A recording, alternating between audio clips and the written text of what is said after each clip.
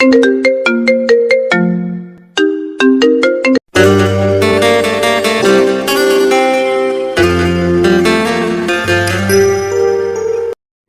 নতুন ভালোবাসার গল্প পেতে আমাদের চ্যানেলটি সাবস্ক্রাইব করে পাশে থাকা বেল আইকনে ক্লিক করুন। ধন্যবাদ। রাজীব আজ প্রথম অফিস করতে বসেছে। ও কিছুতেই অফিসে আসতে চাইছিল না। মা জোর করে পাঠালো।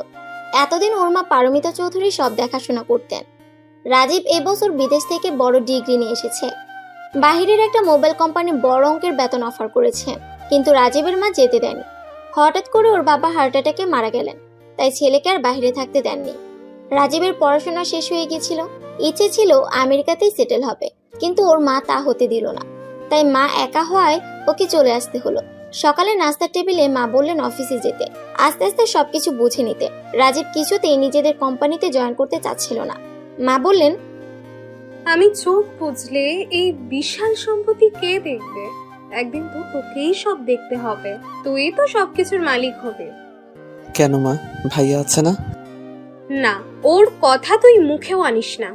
তোর বাবা ওকে ত্যায্য পুত্র ঘোষণা করেছে, আর মৃত্যুর আগে আমাকে ওয়াদা করিয়েছে যে ওকে যেন কোনো দিনও এই বাড়িতে না জায়গা দিই। কি এমন করেছে ভাইয়া তাকে তোমরা এত বড় শাস্তি দিলে? একটা মেয়েকে ভালোবেসে বিয়ে করেছে শুনলাম, তাতে দোষের কি হলো? তুই এই 6 বছর বাইরে ছিলি, তাই জানিস না। ও যে মেয়েকে বিয়ে করেছে তার বাবা সামান্য একটা স্কুল মাস্টার। আমাদের স্ট্যাটাসের সাথে কিছুতেই যায় না। আচ্ছা মা, ভাইয়ার তো অ্যাফেয়ার আছে বলে শুনিনি কোনোদিন। হঠাৎ কি এমন কারণে ও মেয়েটিকে বিয়ে করলো তোমরা জানতে চাওনি? না, ওই মেয়েকে বিয়ে করে যখন আমাদের সামনে দাঁড়ালো, তোর বাবা খুব রেগে গেলেন। নিজের আভিজাত্যের বাইরে গিয়ে কিছুতেই এই বিয়ে মেনে নিতে পারেননি। ওদের এই বাড়ি থেকে চলে যেতে বলেন। ঠিক আছে মা, কিন্তু তুমি তো পরে একবার ভাইয়া আর ভাবির খোঁজ নিতে পারতে। ওরা কোথায় আছে, কেমন আছে তোমার জানতে ইচ্ছে করে না মা? না, করে না। আমার স্বামীর কথাই শেষ কথা। আর যে ছেলে বাবা মায়ের মান সম্মানের কথা ভাবে না, বরং অসম্মান করে, তার জন্য আমার কোনো দুঃখ নেই। মা, তুমি কষ্ট পেলেও একটা কথা জেনে রাখো, আমি ভাইয়াকে খুঁজে বের করবই। তোমরা আমাকে আমেরিকা পড়তে পাঠিয়েছো, সেখানে আমি দেখেছি এসব ভেদাভেদ নেই। এতদিন ইন্টারনেটে ফেসবুকে অনেক খুঁজেছি, এখন সরাসরি খুঁজবো। বাবাকে তুমি কথা দিয়েছো, আমি না। আচ্ছা, এখন তুই অফিসে যা। রাজীবের মায়ের সাথে এসব আলাপ করে মন মেজাজ ভালো ছিল না। তাই অফিসে এসে যখন দেখলো এমডির পিএস পার্সোনাল সেক্রেটারি তখনও আসেনি, আরো রেগে গেল। 10:30 পিএস এলো। রাজীব দেখলো অল্প বয়সী একটা মেয়ে পিএস বলে অফিসে ঢুকলো। ম্যানেজার আনোয়ার সাহেব বললেন, মলি মামুনি, তুমি তো কোনোদিন অফিসে আসতে দেরি করো না, আজ কেন করলে? আজ আমাদের ম্যাডামের ছেলে এসেছেন, এখন থেকে উনি এমডি।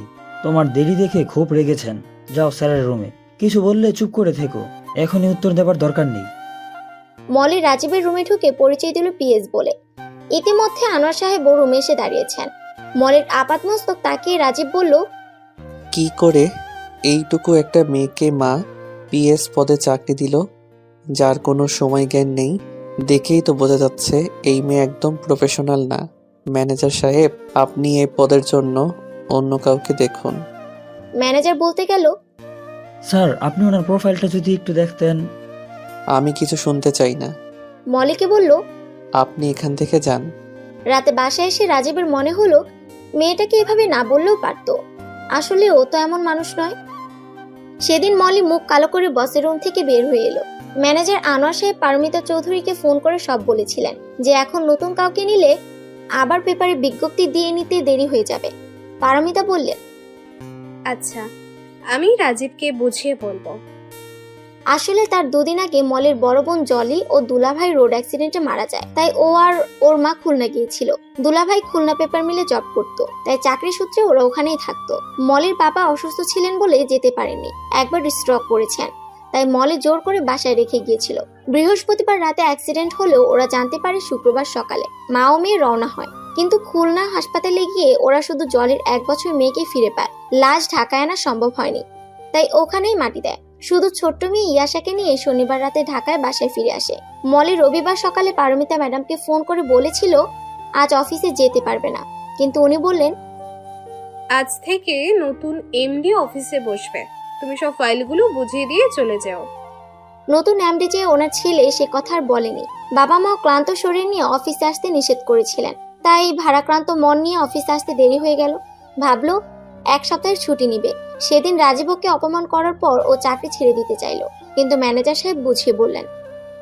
আমি ম্যাডামের সাথে কথা বলেছি, তুমি 1 সপ্তাহের ছুটি নাও। তাই মলি ছুটির দরখাস্ত দিয়ে বাসায় চলে গেল। বাবা মাকে সব বলল। ওর বাবা বলল, তোকে কত করে বললাম এখন চাকরির দরকার নাই, তুই বিসিএস পরীক্ষাটা দিয়ে ভালো করে। না বাবা, তুমি অসুস্থ শরীরে আর কত করবে?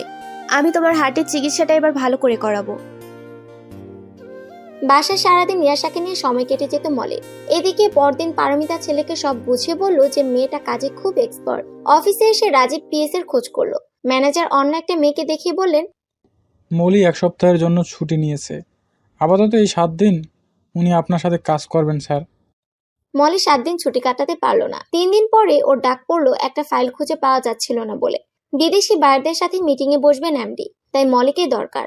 অনিচ্ছা সত্ত্বেও ওকে অফিসে জয়েন করতে হলো। মিটিং এর সব কথোপকথন ইংরেজিতে ও ফ্রেঞ্চ ভাষায় হচ্ছিল। মলি দ্রুত সব নোট করে নিল। একদিন মলির সাথে কাজ করে রাজীব বুঝতে পারলো মা একটু বাড়িয়ে বলেনি। আসলে মেয়েটি খুব স্মার্ট। মলি ও রাজীব কাজের বাইরে কেউ কারোর সাথে কোনো কথাই বলতো না। রাজীব ওর ভাইয়ের বন্ধু বান্ধব সবার কাছে বড় ভাই সজীবের খোঁজ করতে লাগলো। অনেকেই দেশের বাইরে চলে গিয়েছিলেন, ঢাকায় যারা ছিলেন কেউ কোনো খোঁজ দিতে পারলো না। এভাবে 7 মাস কেটে গেল। ছোট্ট ইয়াশা নানা নানু ও খালার আদরে বড় হতে লাগলো। একটা দুটো শব্দ বলতো, আর আস্তে আস্তে মলি ওকে মা ডাকা শেখালো। মলির মা চাইছিলেন না ইয়াশা মলিকে মা ডাকুক। বলতেন, তুই ওর খালা, ওকে তাই শেখা। তোকেও তো বিয়ে শাদী করতে হবে, পরে না কোনো সমস্যা হয়। স্বার্থপরের মতো কথা বলো না তো আম্মু। আমার বিয়ে না হলে না হবে, আমি ইয়াশার আম্মু। পারমিতা একদিন ছেলেকে বললেন, বাবা, বয়স তো 30 পার করলি, এবারে তোর জন্য মেয়ে দেখি। না মা, আগে ভাইয়াকে খুঁজে পাই, তারপর দেখা যাবে। পারমিতা দীর্ঘশ্বাস ফেলে বললেন, কবে তোর ভাইকে খুঁজে পাবে তা ঠিক আছে?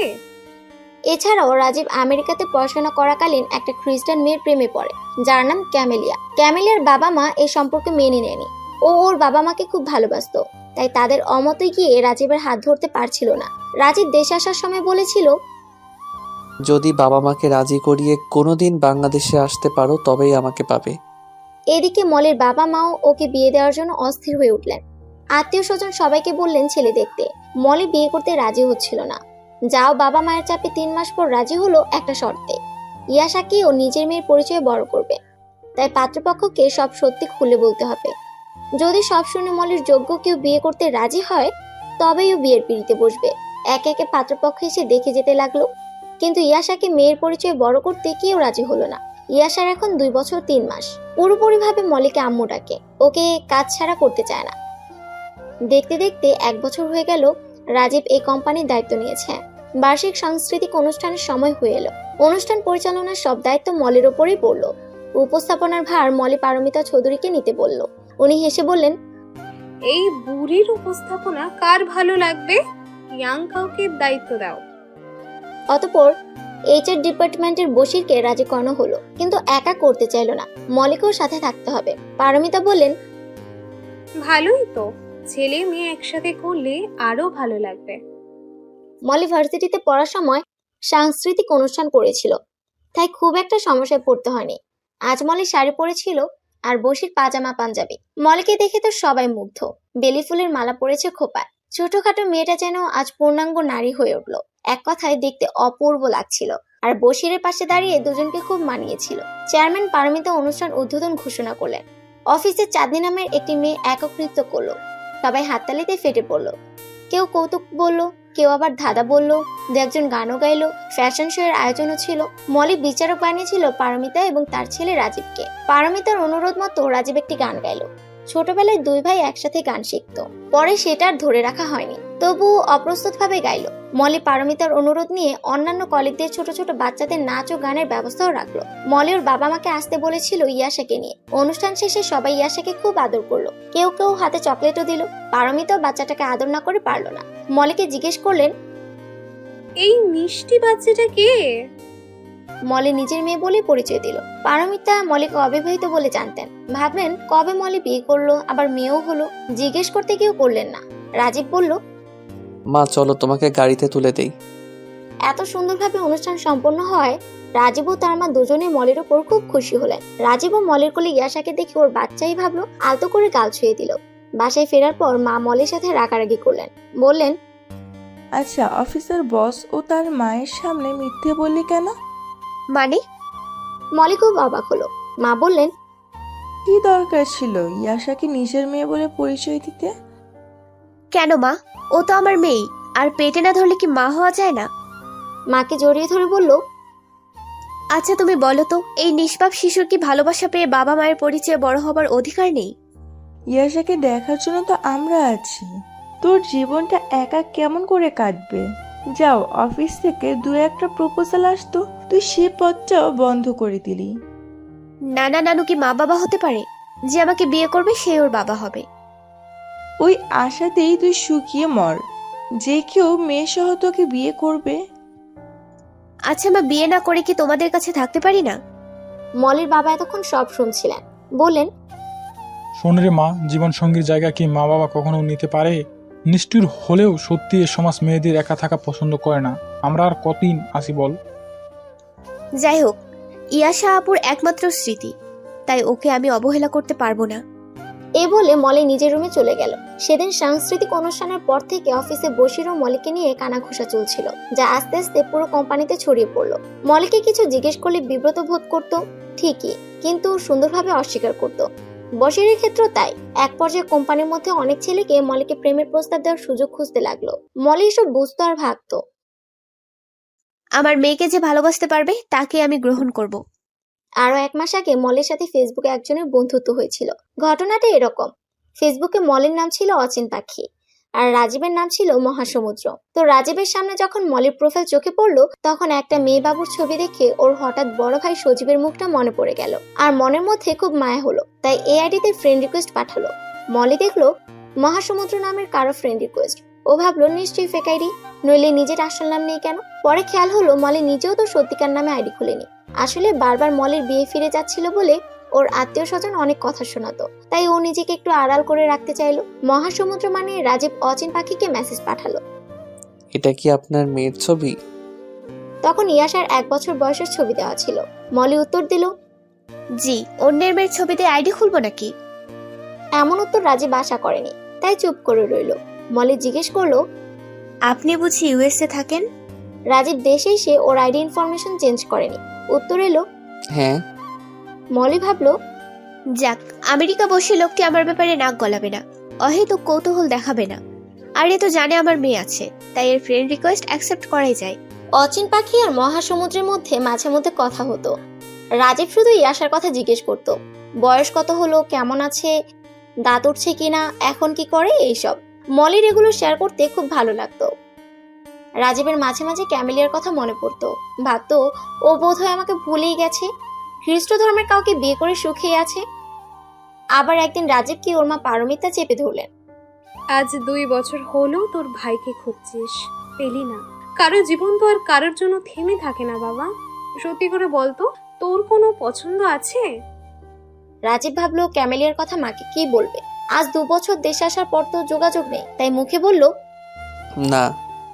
তাহলে আমি আর অপেক্ষা করতে রাজি না, এইবার মেয়ে দেখা শুরু করে। আর কিছুদিন সময় দাও মা, নিশ্চয়ই ভাইয়ার একটা না একটা খোঁজ পাবো। রক্তের সম্পর্ক কি আর অস্বীকার করা যায়? আর 6 মাস সময় দিলাম, তারপর কিন্তু তোকে বিয়ে করতে হবে। আচ্ছা, দেখা যাবে। একদিন অচিন পাখি মহাসমুদ্রকে জিজ্ঞেস করলো, আচ্ছা, মহাসমুদ্র নাম কেন? রাজীব হেসে বলল, আমি মহাসমুদ্রের মতো বিশাল আর গভীর, তাই। এটা কি আপনার অহংকার নাকি প্রশংসা? যা সত্যি তাই বললাম। মানে কেউ যদি আমার মনের ভিতর প্রবেশ করত, তাহলে দেখতো কত গভীরে এর তল, আর মনটা কত বিশাল। ও তাই? তা এখন পর্যন্ত কেউ আপনার মনের হদিস পায়নি নাকি? একজনকে মনের ভিতর প্রবেশ করাতে চেয়েছিলাম, কিন্তু সে আমার কপালে নাই। এভাবে রাজীব ক্যামেলিয়ার কথা পুরোই শেয়ার করলো মলির সাথে। মলির মনে হলো মহাসমুদ্র নামের ছেলেটা ওই মেয়েটিকে খুব ভালোবাসে, কিন্তু মলি প্রশ্ন করলো, আপনি তো প্রথমে বললেন আমেরিকা আছেন, তবে মিথ্যে কেন বললেন? কোনটা সত্যি? মিথ্যে থাকলে কিন্তু বন্ধুত্ব টিকে না। ওয়েট, আমি মিথ্যে বলিনি। 6 বছর আমেরিকা ছিলাম পড়াশোনার জন্য। বাবা মারা যাওয়ার পর মা একা বলে চলে এসেছি। আসলে ফেসবুক অ্যাড্রেস চেঞ্জ করা হয়নি। এভাবে ওদের মাঝে মাঝে কথা হতে লাগলো। 4 মাস ধরে ওদের কথা হয়, কিন্তু কেউ কাউকে নাম, ঠিকানা, পেশা এসব জিজ্ঞেস করেনি। রাজীবদের কোম্পানিতে নতুন করে এমপ্লয়ি নেবার প্রয়োজন হলো, তাই ও অফিসের সবার পার্সোনাল ফাইল দেখা শুরু করলো। কাকে কাকে ভেতর থেকে প্রমোশন দেওয়া যায়, বাকি পদগুলোতে বাইরে থেকে রিক্রুট করবে, সবারটা দেখতে দেখতে মলির ফাইল দেখে ও খুব অবাক হলো। দেখলো ঢাকা বিশ্ববিদ্যালয়ের অ্যাকাউন্টিং ডিপার্টমেন্টের সার্টিফিকেট, পুরো নাম ফাহমিদা হক মলি। রাজীব ভাবলো এজন্যই মেয়েটা কাজকর্মে এত স্মার্ট। প্রথম দিন দুর্ব্যবহারের জন্য খারাপ লাগলো, কিন্তু এই সার্টিফিকেট নিয়ে এখানে পড়ে আছে কেন? ওর তো আরো ভালো পোস্টে থাকার কথা। ম্যানেজার আনোয়ারকে ডেকে জিজ্ঞেস করলো। তিনি বললেন, চাকরি দেওয়ার সময় ম্যাডাম মলি ইন্টারভিউ নিয়েছিলেন আর এই পোস্ট খালি ছিল তাই এখানে দিয়েছেন। রাজীব ঠিক করলো মলিকে ওদের কোম্পানির অ্যাকাউন্টস সাইট দেখতে দিবে, তাই মলির প্রমোশন হলো। বাসার সবাই খুব খুশি, কিন্তু মলির বাবা বলল, মা, বিসিএস পরীক্ষাটা এবার সিরিয়াসলি দে, পরে বয়স চলে গেলে আফসোস করবি। সরকারি বড় অফিসারদের যে কত মর্যাদা রে মা। আমি তো পড়ার সময় পাচ্ছি না বাবা, তুমি যখন বলছো পরীক্ষা দেব, কিন্তু চাকরি না হলে কষ্ট পাবে না বলো? না মা, তুই চেষ্টা কর। সেদিন রাতে অচিন পাখি মহাসমুদ্রের সাথে ওর প্রমোশনের ব্যাপারটা শেয়ার করলো। রাজীব শুধু অভিনন্দন জানালো। ও মলির ব্যাপারে কখনোই অহেতুক কৌতূহল দেখাতো না, তাই মলিও অনেক কিছু বলে ফেলতো।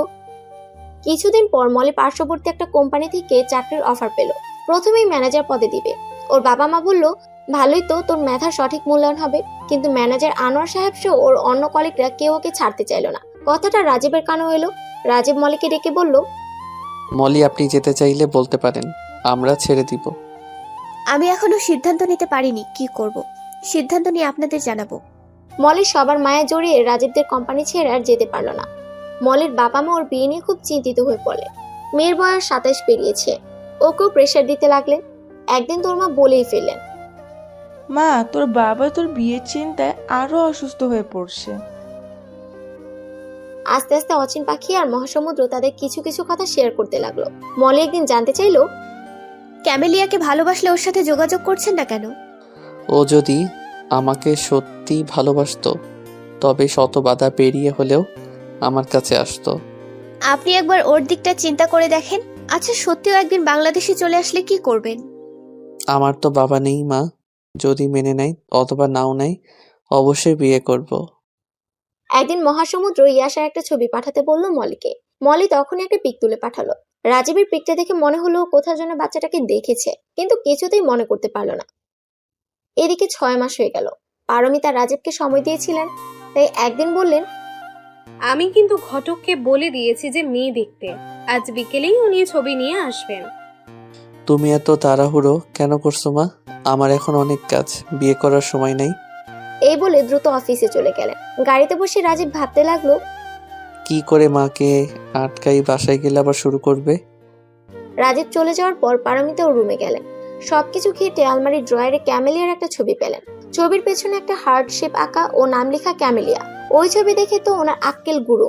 ভাবলেন, তাহলে এই জন্য ছেলে আমার বিয়ে করতে চাইছে না। যদি কোনো আত্মীয় স্বজনের কানে যায় তবে কি বলবেন তাদের? লজ্জায় মুখ দেখাতে পারবেন না। রাজীব আজ ইচ্ছে করে দেরিতে ফিরল বাসায়। পারমিতাও বুঝতে পেরে ছেলের জন্য জেগে বসে রইলেন। একটু পর রাজীবের রুমে এসে ছবিটা দেখিয়ে জিজ্ঞেস করলেন, এই বিদেশিনী কে? এর জন্যই কি তুই বিয়ে করতে যাচ্ছিস না, তাই তো? তুইও তোর বড় ভাইয়ের মতো পথ বেছে নিলি, আর তোর তাই ভাইয়ের জন্য এত অপেক্ষা। রাজীব কিছু বলতে চাচ্ছিল, কিন্তু পারমিতা সুযোগ না দিয়ে বললেন, তুই যতক্ষণ আমার পছন্দ মতো বিয়ে করতে রাজি না হবি, আমি একটা দানা পানিও মুখে তুলব না।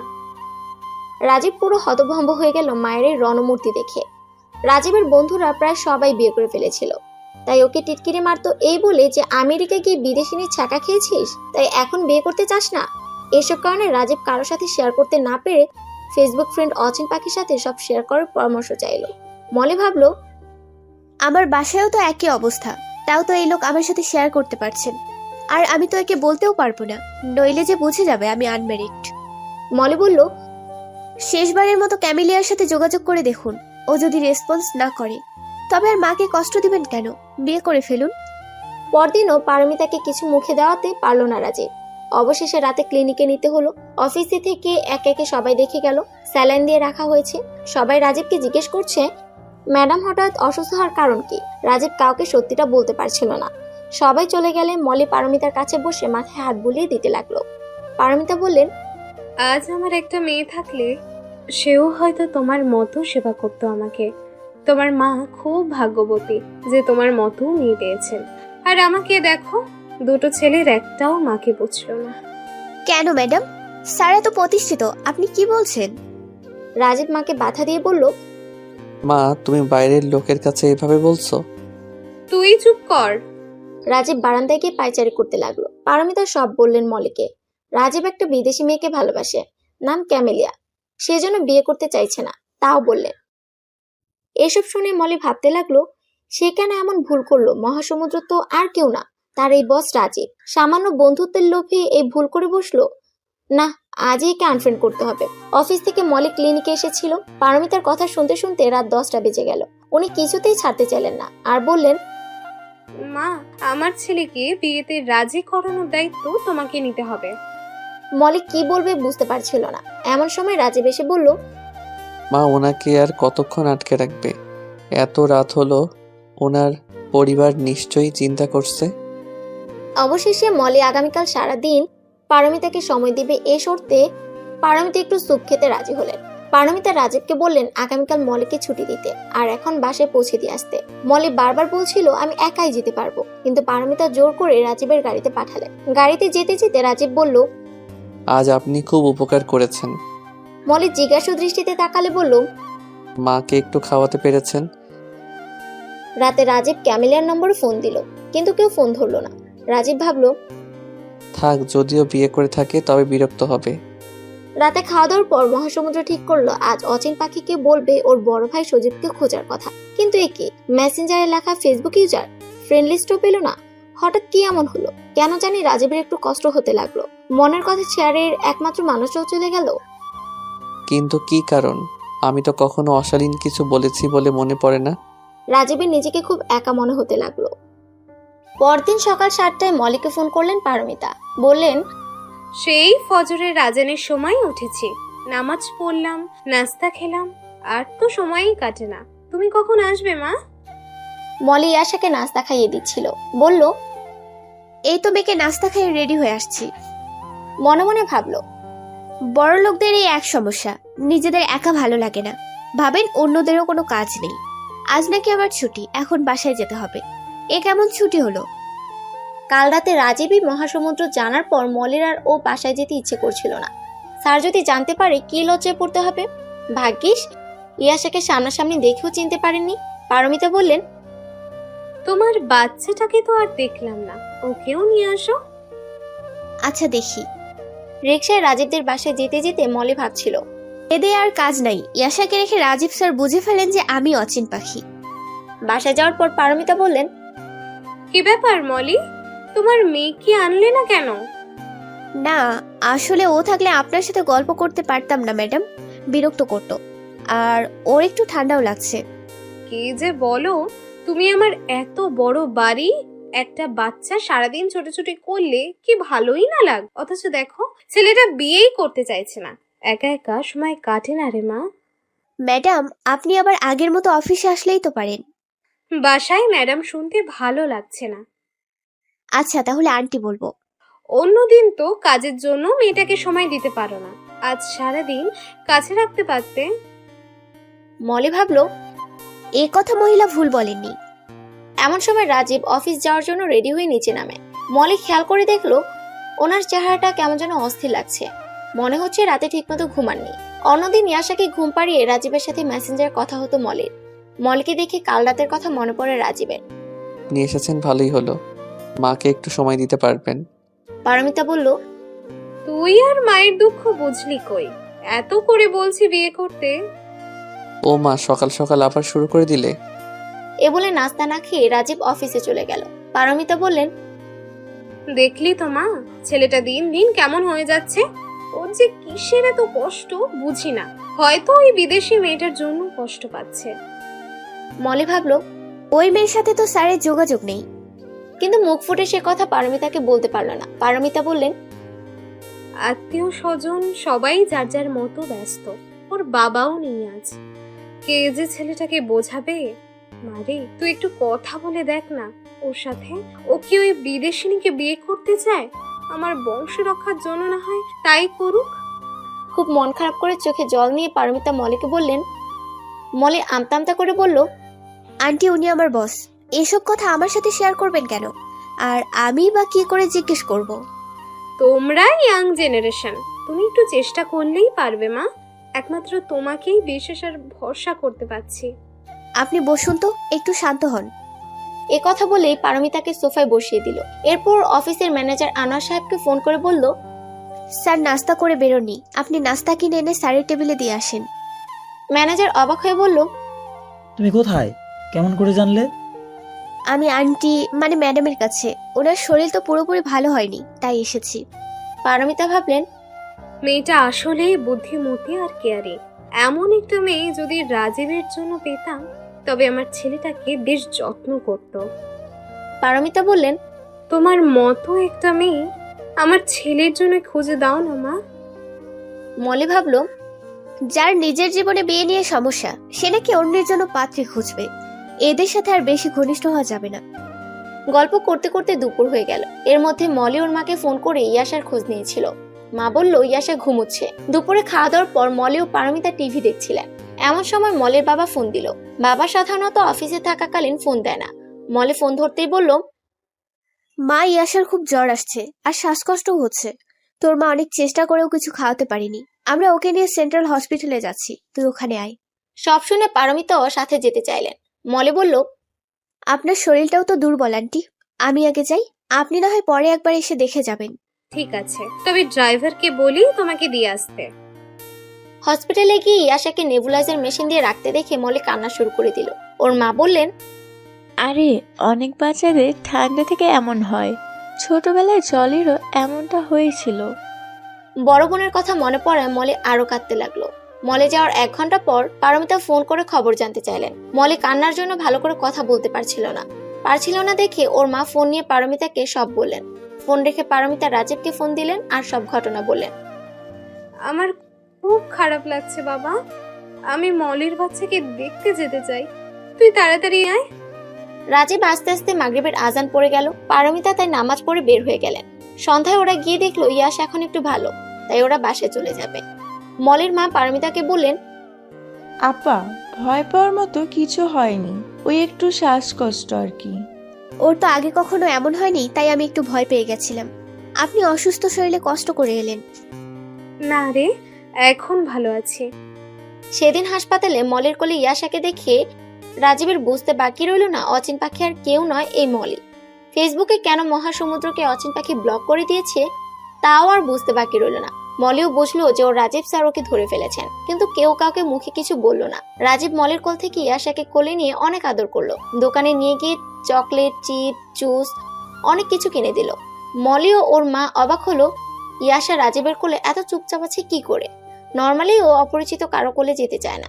রাতে বাসায় শুয়ে শুয়ে রাজীব ভাবছিল, এবার বুঝতে পারলাম কেন অচিন পাখি আমার কাছ থেকে আড়াল হলো। আমি তো ওর কাছে কিছু চাইনি। বস বলে কি বন্ধুত্ব রাখা যায় না? না, এবার মলির সাথে সরাসরি কথা বলতে হবে। আর বাচ্চার বাবাকে তা দেখলাম না, এ সম্পর্কে তো মলি কখনো কিছু বলেনি। পরদিন অফিসে গিয়ে রাজীব ভাবতে লাগলো কি করে মলিকে কথাটা জিজ্ঞেস করবে। দেখা গেল মলি রাজীবের সামনে খুব কম আসছে। কাজের ফাইল নিতে বা দিতে নিজে না এসে পিয়নকে পাঠাচ্ছে। রাজীব একটু অপমানিত বোধ করলো। শেষে অফিস টাইম শেষ হবার 5 মিনিট আগে পিয়নকে বলে পাঠালো মলি যেন যাওয়ার আগে রাজীবের সাথে দেখা করে যায়। কর্তব্যের খাতিরে মলি আসলো কথা বলতে। মাথা নিচু করে জিজ্ঞেস করলো, কোনো কাজ কি বাকি আছে স্যার? রাজীবের মনে হলো অচিন পাখি নামে বন্ধুত্ব করে মলি যেন অপরাধ করে ফেলেছে, তাই চোখ তুলে তাকাতে পারছে না। রাজীব চুপ করে আছে দেখে বলল, আজ আমি আসি, কাজ থাকলে কাল করে দেব। দাঁড়ান মলি, কাজ না, অন্য কথা আছে। সরি, আপনার সাথে আমি কাজের বাইরে অন্য কোনো কথা বলতে পারবো না। এ কথা বলে রুম থেকে বের হয়ে সোজা অফিসের বাইরে বেরিয়ে গেল। আনোয়ার সাহেব একটু অবাক হলেন মলিকে এভাবে চলে যেতে দেখে। ভাবলেন, প্রতিদিন তা আমাকে বলেই যায়, আজ এমডি স্যার কি এমন বললেন মেয়েটাকে যে এইভাবে বেরিয়ে গেল? এরপর কয়েকদিন মলি খুব বিব্রতকর ভাবে অফিস করলো, আর রাজীব কয়েকবার কথা বলতে চেয়েও পারলো না। রাজীব বুঝতে পারছে না এই ব্যাপারটা মলি কেন সহজভাবে নিতে পারছে না। এদিকে 1 সপ্তাহ হয়ে গেল, তাই পারমিতা মলিকে ফোন করে বললেন, কাল তো শুক্রবার, মেয়ে আর জামাইকে নিয়ে বাসায় বেড়াতে এসো। সেদিন তো সবাইকে দেখলাম, তোমার স্বামীকে ছাড়া। মলি খুব বিনয়ের সাথে বলল যেতে পারবে না, কারণ শপিং এ যাবে আর অনেক কাজ জমে আছে। ফোন রেখে পারমিতা ভাবলেন, মলি কি আমার উপর বিরক্ত হলো, তাই অ্যাভয়েড করছে, নাকি অফিসের রাজীব ওকে কিছু বলেছে? ছেলেকেই জিজ্ঞেস করলেন। রাজীব বলল, মা, তুমি কেন বুঝতে চাও না? ওর তো স্বামী সংসার আছে, সেসব ফেলে কি তোমায় এত সময় দেওয়া সম্ভব? এর মধ্যে মলির বিসিএস প্রিলি পরীক্ষা হয়ে গেল। একদিন শুক্রবারে পারমিতা ইয়াসের জন্য জামা কাপড়, চকলেট ও মিষ্টি নিয়ে মলির বাসায় এসে হাজির হলেন। সেখানে গিয়ে মলির মাকে জিজ্ঞেস করলেন, ইয়াসের বাবা কোথায়? মলির মা একে একে সব খুলে বললেন। কেন মলি বিয়ে করতে চাইছে না তাও বললেন। মলি ওর মায়ের উপর খুব বিরক্ত হলো। কেন সব বলতে গেল মা? এখন অফিসে সবাই জেনে যাবে সে আনম্যারেড, এ কারণে সে ম্যাডামের সাথে ঘনিষ্ঠ হতে চায়নি। ওর মা বললেন, উনি মুরব্বী মানুষ, তোকে কতই স্নেহ করেন, আর সত্যিটা কতদিন লুকিয়ে রাখবি মা? আমি অফিসে আর জব করব না। সেদিন পারমিতার কাছ থেকে সব জানতে পারলো রাজীব। মলি ওকে এড়িয়ে চলতো বলে রাজীব মনে মনে হাসতো, আর একটা ভালো লাগাও শুরু হয়েছিল। আগে রাজীবের রুমটা তাজা ফুল দিয়ে সাজিয়ে রাখতো মলি, জগ, পানির গ্লাস এসব ধুয়ে পানি ভরে রাখতো, বুয়াদের দিয়ে নিচে দাঁড়িয়ে পরিষ্কার করাতো। আর এখন সারা দিনে কালে ভদ্রে মলিকে দেখে রাজীব। এক সন্ধ্যায় পারমিতা মলিকে ফোন দিয়ে বললেন, কি রে মা, তুই না বলেছিলি ওই বিদেশি মেয়েটার ব্যাপারে রাজীবের সাথে কথা বলবি? আমার সাথে তো এসব নিয়ে কথাই বলতে চায় না। মলি হুট করে বলে ফেললো, আসলে ওই বিদেশিনীর সাথে আপনার ছেলের যোগাযোগ নেই। শুনে তো পারমিতা খুব খুশি হলেন, বললেন, আলহামদুলিল্লাহ, তাহলে এইবার মেয়ে দেখতে শুরু করব। 1 সপ্তাহ পর মলি রাজীবের কাছে রেজিগনেশন লেটার দিতে গেলে ও খুব কষ্ট পেল, তাই অবাক ও শূন্য দৃষ্টিতে তাকিয়ে রইল। মলি বলল, আমি বিসিএস লিখিত পরীক্ষার জন্য ভালো করে প্রিপারেশন নিতে চাই, তাই চাকরিটা ছাড়তে হচ্ছে। আপনার লেটার অ্যাকসেপ্ট করব, কিন্তু আমার কিছু কথা শুনতে হবে। বলুন। আচ্ছা, অচিন পাখি আর মহাসমুদ্রের মাঝে কি বন্ধুত্ব থাকতে পারে না? মলি আন্দাজ করতে পারছিল কি বলবে, তাই উত্তর রেডি ছিল। সেটা তাকেই জিজ্ঞেস করেন। সে তো আপনি, আর আপনি তো আমার ভয়ে নিজেকে লুকিয়ে ফেললেন। কি, আমি ভয় পেয়েছি? ভয় না পেলে একেবারে চাকরি ছেড়ে চলে যাচ্ছেন কেন? আসলে বাবা প্রাইভেট কোম্পানির চাকরি পছন্দ করেন না, আর বিসিএস দেওয়ার জন্য জোর করছেন। আপনিও আমাকে এড়ানোর রসিলা পেয়ে গেলেন, তাই তো? আপনি সেরকম ভাবলে আমার কিছু যায় আসে না। এখন তো আর আমি আপনার বস থাকছি না। এখন কি মহাসমুদ্র আর অচিন পাখির বন্ধুত্বটা রাখা যায় না মলি? মলি রাজীবের প্রথম দিনের ব্যবহার ভুলতে পারেনি। সেদিনের পর রাজীবকে ওর অহংকারী আর একরোখা মানুষ মনে হতো, তাই মলি বলল, না, পারে না। কেন? তা আমার জানা নেই। আচ্ছা, মহাসমুদ্রকে তোমার একটু ভালো লাগে না অচিন পাখি? না। মিথ্যে বলছো তুমি।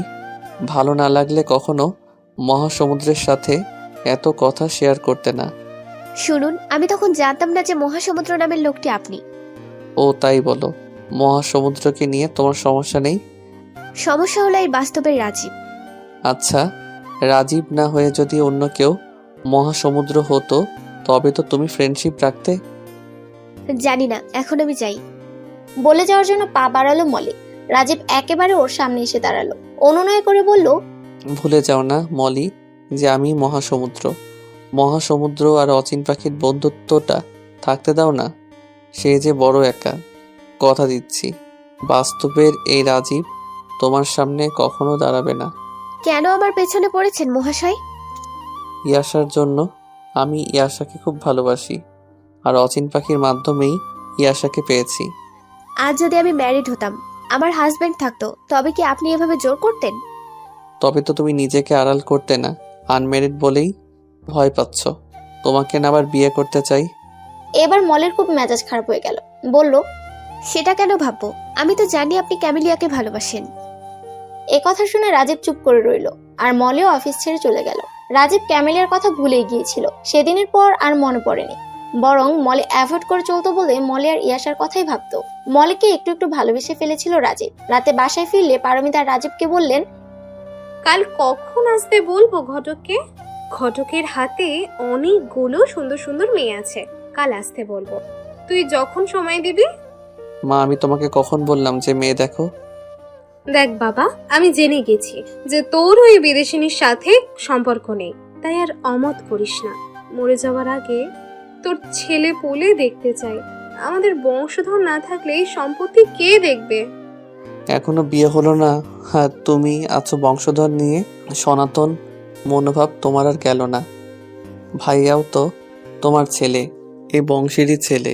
তাকে তোমার একবারের জন্য দেখতে ইচ্ছে করে না মা? তোর ভাইয়েরও তো আমাদের কথা মনে পড়ে না। অন্তত তোকে ভালোবাসলে তোর সাথে তো যোগাযোগ রাখতো। দেখো মা, ভাইয়া তো নিজে থেকে চলে যায়নি, তোমরা তাড়িয়ে দিয়েছো, তাই তোমাদেরকেই ফিরিয়ে আনতে হবে। এই কথা বলে রাজীব নিজের ঘরে চলে গেল। রাজীব ভাবতে লাগলো, মা কি করে জানলো আমার এখন ক্যামেলিয়ার সাথে যোগাযোগ নাই? অচিন পাখি ছাড়া আর কারোর সাথে তো এসব বলিনি। নিশ্চয়ই মলি মাকে বলেছে। এরপর 2 মাস মলি বিসিএস পরীক্ষা নিয়ে ব্যস্ত ছিল। আর এর মাঝে মলিকে একদিন ফোন দিয়ে রাজীব বলেছিল ইয়াসাকে দেখতে চায়। মলি বলেছিল, দেখুন এখন আমার পরীক্ষা, ব্যস্ত আছি, সম্ভব না। আর আপনি বলেছেন বাস্তবে রাজীব কখনো আমার সামনে দাঁড়াবে না। সে তখন হতো যদি অচিন পাখি মহাসমুদ্রকে দেখা দিত। তা যখন করনি তখন তো এই রাজীব সামনে দাঁড়াবেই। রাজীব বুঝলো মলি এড়িয়ে যেতে চায়, তাই ও নিজে একদিন মলিদের বাসায় গিয়ে ইয়াসার সাথে সময় কাটিয়ে আসলো। তখন অবশ্য মলি বাসায় ছিল না। মলির মা অনেক আফসোস করে রাজীবের কাছে বললেন, দেখো বাবা, কোনো ছেলে আজকের দিনে এমন বাচ্চা নিয়ে মলিকে বিয়ে করবে? মেয়েটা বুঝতে চায় না বোনের মেয়ের জন্য এইভাবে নিজের জীবন নষ্ট করবে। মলির মা ইয়াসার প্রতি রাজীবের ভালোবাসা দেখে রাজীবকে নিয়ে আশাবাদী হয়ে উঠলেন। বাসায় এসে মলি বাবা মার সাথে রাগারাগি করলো। তোমরা কেন বুঝতে পারছো না ওনারা বড়লোক? বড়লোক কখনো গরিবদের আপন হতে পারে না। ওর মা বলল, কেন নিজের চারপাশে একটা শক্ত আবরণ তৈরি করছিস মলি? আর উনি তোর বস, আমি কি বাসায় আসতে না করতে পারি? বস আগে ছিল মা, এখন নেই। এই 2 মাস পারমিতা রাজীবের জন্য 3টি মেয়ে দেখলেন, কিন্তু ছেলে তার একটা না একটা ভুল ধরে না করে দিল। মলি বিসিএস ভাইবা দিয়ে অবসর ছিল, তাই রাজীবদের পাশের কোম্পানি যে ম্যানেজারের পদে অফার করেছিল সেখানে জয়েন করলো। রাজীব ভেবে রেখেছিল মাকে দিয়ে মলিকে বলবে ওদের অফিসে জয়েন করতে, তা না মেয়েটা এমনটা করতে পারলো। রাজীব সরাসরি ফোন করলো মলিকে। কি ব্যাপার মলি, তুমি ওই কোম্পানিতে কেন জয়েন করলে? এর কথা বলার আপনি কে? আমি তো ইস্তফা দিয়ে এসেছি। না, তুমি ওখানে জব করতে পারবে না, আমি করতে দিব না। আচ্ছা, আমি কি আপনার পার্সোনাল লাইফ নিয়ে মাথা ঘামাচ্ছি? তবে আপনি কেন আমার ব্যাপারে নাক গলাচ্ছেন? অবশ্যই তুমি আমার পার্সোনাল লাইফে মাথা ঘামিয়েছো, নইলে আমার মাকে বললে কেন ক্যামেলিয়ার সাথে সম্পর্ক নেই? ও আছে তাহলে, তবে বিয়ে করে ফেলুন, আপনার মা নিশ্চিন্ত হবেন। তোমাকে অন্য কোম্পানিতে জব করতে দিব না আমি। আরে কি আবল তাবল বকছেন? ফোন রাখুন তো, আমি এখন ব্যস্ত। এই বলে ফোন কেটে দিল মলি। মলি রাজীবকে যতই অ্যাভয়েড করতে লাগলো, রাজীব যেন ওর প্রতি আরো দুর্বল হয়ে পড়লো। রাজীব সে রাতে ড্রিঙ্ক করে অনেক দেরিতে বাসায় ফিরলো। আর অভ্যেস ছিল না বলে একটুকুতেই অনেক নেশা হয়েছিল। পারমিতা ছেলেকে নিয়ে খুব দুশ্চিন্তায় পড়ে গেলেন, তাই এত রাতেই ম্যানেজারকে ফোন করলেন, জিজ্ঞেস করলেন, আজ অফিসে কি এমন হলো যে রাজীব ড্রিঙ্ক করে বাড়ি ফিরলো? মলি পাশের রমিজ কোম্পানিতে জয়েন করেছে শুনে স্যার ফোন করেছিলেন। সম্ভবত মলির কোনো কথায় খেপে গিয়ে পরে কষ্ট পেয়েছেন, আর তাই। ফোন রেখে পারমিতা ভাবতে বসলেন। মলি কি এমন বললো যে রাজীব কষ্ট পেয়েছে? ছেলেটা ছোটবেলা হতেই জেদি আর একরোখা, এমনিতেই ঠান্ডা মাথার মানুষ, কিন্তু রেগে গেলে সহজে রাগ কমে না। আচ্ছা, রাজীব কি কোনোভাবে মলিকে পছন্দ করে? না হলে অন্য কোথাও জয়েন করলে আমার ছেলেটা কেন কষ্ট পাবে? আজ অনেক রাত হয়ে গেছে, ভাবলেন কাল মলির সাথে কথা বলবেন। পরদিন সকালে পারমিতা ফোনে মলিকে জিজ্ঞেস করলেন, আগের দিন রাজীবের সাথে কি কথা হয়েছে? মলি সব বলল। পারমিতা বললেন, তুই আমাদের বললেও তো পারতি, কোম্পানিতে তোকে প্রমোশন করিয়ে নিতাম। এই কথা শুনে মলি বলল, যে জায়গা একবার ছেড়ে এসেছি সেখানে আর যেতে চাই না। এখন রাখছি আন্টি, অফিস যাওয়ার জন্য রেডি হব। বলে মলি ফোন রেখে দিল। পারমিতার কথায় মলি একটু বিরক্ত হয়েছিল, ভাবলো এই মহিলা আমাকে লোভী ভাবছেন নিশ্চয়ই। আমি তো আর প্রমোশনের কারণে অন্য কোম্পানিতে জয়েন করিনি।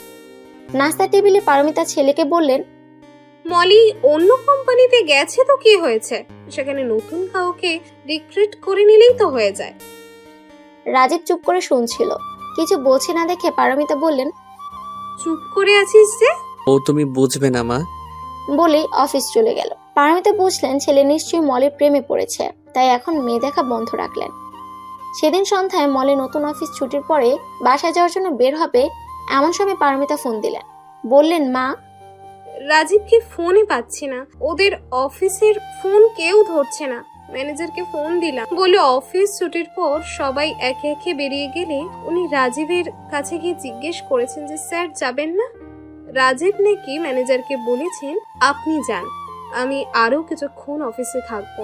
রাজীব তো অফিসের পরে কোথাও গেলে আমাকে জানিয়ে যায়, এমন ইররেসপন্সিবল তো ও নয়। তোমার অফিস তো কাছে, তুমি কি ওর অফিসে গিয়ে একটু দেখবে কি হলো? আচ্ছা আন্টি, আপনি চিন্তা করবেন না, আমি যাচ্ছি। হেঁটে যাচ্ছিল মলি আর ভাবছিল, এদের অফিস ছেড়ে এসেও রক্ষা নেই। যতভাবে এড়িয়ে যাব তত আরো জড়িয়ে যাচ্ছি। কি হলো রাজীব স্যারের? ক্যামিলিয়ার বিরহে কি সব ছাড়লেন? মলি রাজীবদের অফিসের গেটে পৌঁছাতে 7টা বেজে গেল। দারোয়ানকে জিজ্ঞেস করলো কিছু জানে কিনা। দারোয়ান বলল, স্যারকে তো বের হতে দেখি নাই, তার মানে উনি ভিতরে আছেন। মলি ভিতরে ঢুকে দেখলো কেউ নেই। রিসেপশন রুম ছাড়া সব রুমের লাইট বন্ধ। আস্তে আস্তে রাজীবের রুমে গিয়ে দেখলো সেই রুমটা অন্ধকার। বাহিরের আবছালোয় দেখতে পেল ইজি চেয়ারটায় কেউ একজন শুয়ে আছে, তবে সেটা অন্যদিকে ঘোরানো। এত নির্জন পরিবেশে মলের একটু ভয় ভয় করছিল। ওর সামনে গিয়ে দেখলো রাজীব চোখ বুজে শুয়ে আছে আর মোবাইলটা টেবিলে রাখা। স্যার স্যার বলে ডাকলো, কোনো সাড়া নেই। এবারে মলের আরো ভয় লাগলো। উপায় না দেখে কপালে হাত দিল, দেখলো ভীষণ জ্বর। জোরে জোরে কয়েকবার ছাঁকুনি দিলে রাজীব বসা অবস্থায় চোখ খুলে জ্বরের ঘোরে মলিকে জড়িয়ে ধরলো। মলি একটু হতভম্ব হয়ে গেল। প্রথমে কি করবে বুঝতে পারলো না। পরে রাজীবের হাত ছাড়িয়ে ড্রাইভার আর দারোয়ানকে ডেকে আনলো রাজীবকে গাড়িতে তুলে দেওয়ার জন্য। ড্রাইভার গাড়ি ছাড়লে মলি পারমিতাকে ফোন করে বলল, স্যারের ভীষণ জ্বর আর অচেতন অবস্থায় আছে। হসপিটালে নেব নাকি বাসায় আনবো বুঝতে পারছি না। তুমি কষ্ট করে বাসায় নিয়ে আসো, আমি ফ্যামিলি ডক্টরকে ফোন করে দিচ্ছি বাসায় আসার জন্য। এরপর ওর নিজের মাকে ফোন করে সব জানিয়ে বলল আসতে একটু দেরি হবে। ইয়াসার খোঁজ নিয়ে ফোন রেখে দিল। পরে অনেক রাতে রাজীবের গাড়ি মলিকে বাসায় রেখে আসলো। সেদিন রাজীব জড়িয়ে ধরায় মলির মনে ও শরীরে একরকম শিহরণ জেগেছিল। এর আগেও কখনো এভাবে কোনো পুরুষের ছোঁয়া পায়নি। কিন্তু মলি নিজের মনকে বোঝালো এরা বড় লোক, এদের মিষ্টি কথাও ব্যবহার ভুলতে নেই। নিজের অসহায়তার সময় ব্যবহার করবে, তারপর ছুঁড়ে ফেলে দিবে। বড় বোন জলের সাথে যা হয়েছে তা মলি নিজের জীবনে চায় না। কাউকে জড়িয়ে ধরার ভালোবেসে কারো হাত ধরার মধ্যে অনেক পার্থক্য। তাই মলি মনে মনে ঠিক করলো যদি ওর বিসিএস জবটা হয়ে যায় তবে বাবা মা ও ইয়াসাকে নিয়ে এই শহর ছেড়ে অনেক দূরে চলে যাবে। সেদিন রাতে ডক্টর রাজীবকে দেখে বলল, শরীর খুব দুর্বল মনে হচ্ছে, গত কয়েকদিন ঠিকমতো খাওয়া দাওয়া করেননি। এই কথা শুনে পারমিতা খুব খারাপ লাগলো। মনে হলো সে একজন ব্যর্থ মা, না হলে নিজের সন্তানের এই অবস্থা জানতেই পারলো না। ডক্টর আরো বললেন, ওনার হয়তো কোনো মানসিক চাপ আছে, বোঝা যাচ্ছে রাতে ঠিকমতো ঘুমায়নি, শরীরের যত্ন নেননি। এসব শুনে মলির মনটা নরম হয়ে গেছিল রাজীবের প্রতি। হয়তো একটু বেশি রূঢ় হয়ে গেছে মলি। ইয়াসার সাথে দেখা করতে না করা উচিত হয়নি ওর। পরদিন রাজীবকে আর অফিসে যেতে দিলেন না পারমিতা। স্যুপ ও ফলমূল খাওয়াতে লাগলেন জোর করে। কিন্তু পারমিতা বুঝলেন এতে ছেলে পুরোপুরিভাবে সেরে উঠবে না। ভাবলেন রাজীব তো আত্মীয় স্বজনের অনেক বেবি দেখেছে, কিন্তু ইয়াসাকে এত ভালোবাসে কেন? নাকি মলিকে পাওয়ার জন্য? মলিকে নিয়ে নতুন করে ভাবতে হবে। মলিকে ফোন করে বললেন রাজীব তো আজ অফিস করছে না, ইয়াসাকে নিয়ে একবার যেন মলি এই বাড়ি আসে, তাহলে রাজীবের ভালো লাগবে। মলি তাই ওর মা ইয়াসাকে রাজীবদের বাড়ি নামিয়ে সকালে ওর অফিসে চলে গেল। পারমিতা ভাবলেন মলি আর রাজীবের মধ্যে কোনো সম্পর্ক আছে কিনা আগে বুঝতে হবে। এতদিনে পারমিতা এটুকু বুঝেছিলেন যে মলি খুব পরিশ্রমী, লোভীন এবং কেয়ারিং একটা মেয়ে, তাই ওকে বউ করার কথা ভাবা যায়। আর যাই হোক, ওই বিধর্মী বিদেশিনীর চেয়ে উত্তম। এক সপ্তাহ পর মলি খবর পেল ওর বিসিএস প্রশাসনে চাকরি হয়েছে। বাবাকে খবরটা দিতেই জড়িয়ে ধরলেন, বললেন, আল্লাহর কাছে এখন শুধু একটাই চাওয়া, তোকে যেন একটা ভালো বর মিলিয়ে দেন। বিয়েই কি জীবনের সব বাবা? এটা জীবনের জন্য বড় প্রয়োজন রে মা, জীবন সঙ্গী ছাড়া জীবনের পূর্ণতা আসে না। এই এক সপ্তাহের মধ্যে পারমিতা একদিন রাজীব অফিসে থাকাকালীন ম্যানেজার আনোয়ারকে বাসায় ডেকে আনলেন। মলের সম্পর্কে যা জানে সব বলতে বললেন। ম্যানেজার জিজ্ঞেস করলো, এর বিশেষ কোনো কারণ আছে কি? আপনি তো জানেন যে রাজীবের জন্য মেয়ে দেখছি। ও তাহলে মলি মামুনির কথা নিশ্চিন্তে ভেবে দেখতে পারেন। মেয়েটার গায়ের রংটা একটু চাপা, কিন্তু মনটা খুব ভালো। আচার ব্যবহার, কথাবার্তা, চলন কিছুই আজ পর্যন্ত খারাপ দেখিনি। অফিসের অনেক ছেলেই ওর কাছে সুযোগ খুঁজেছিল, কিন্তু মলি খুব সুন্দর করে তাদের অ্যাভয়েড করেছে। আপনি নিশ্চিন্তে ওর বাবা মায়ের কাছে বিয়ের প্রস্তাব নিয়ে যেতে পারেন ম্যাডাম। আগে দেখি রাজীব কি বলে। ওদিকে চাকরি হবার পর মলের ট্রেনিং এ যাওয়ার জন্য চিঠি এলো। তাই ও বর্তমান চাকরিতে ইস্তফা দিয়ে ঢাকার বাইরে যাওয়ার জন্য গোছগাছ করছিল। ভাবতেই খারাপ লাগছিল, ইয়াশাকে ছেড়ে থাকতে হবে 1 মাস। মলে ভাবলো ভিডিও কলে ইয়াশাকে দেখা যাবে, তাই ওর ফেসবুক আইডিটা আবার অ্যাক্টিভেট করলো নতুন নামে ওমা। সেদিনই দেখে একটা মেসেজ এলো। যতই নাম চেঞ্জ করো না কেন, তুমি আমার অচিন পাখি থাকবে। মলে দেখলো মহাসমুদ্র পাঠিয়েছে। ভাবলো এ আমায় চিনলো কি করে? কিন্তু ততক্ষণে ভুল হয়ে গেছে, ইয়াশার ছবি চেঞ্জ করা হয়নি। আর সেটা দেখে রাজীব চিনে ফেলেছে বুঝতে পারলো। মলে মেসেজটা দেখেও কিছু না বোঝার ভান ধরে রইল। পরদিন মলে ট্রেনিং এ যাওয়ার জন্য রেল স্টেশনে যাবে, এমন সময় রাজীব ওর বাসার সামনে হাজির।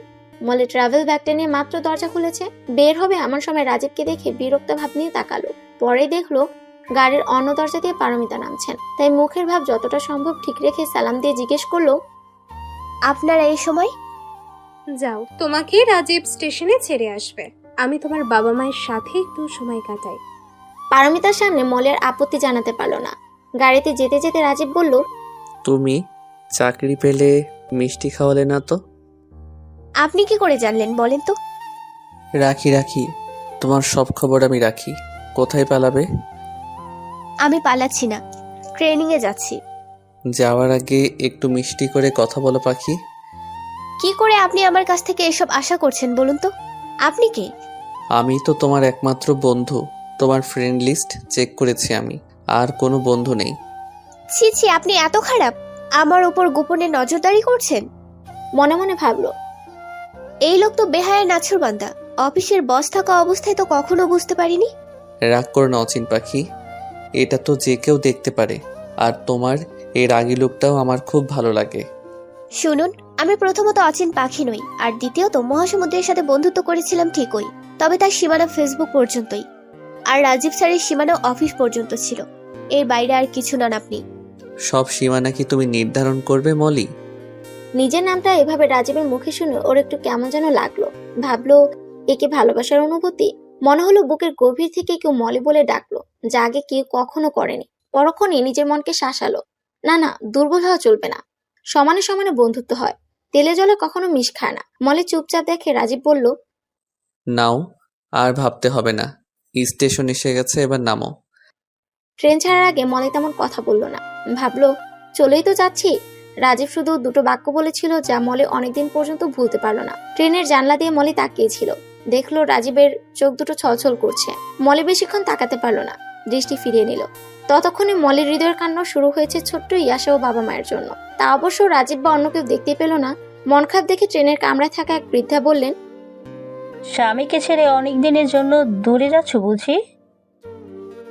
সেদিন মলের মা বাবাকে বিয়ের প্রস্তাব দিলেন পারমিতা। ওর বাবা বললেন, আগে মলির সাথে কথা বলি, তারপর জানাবো।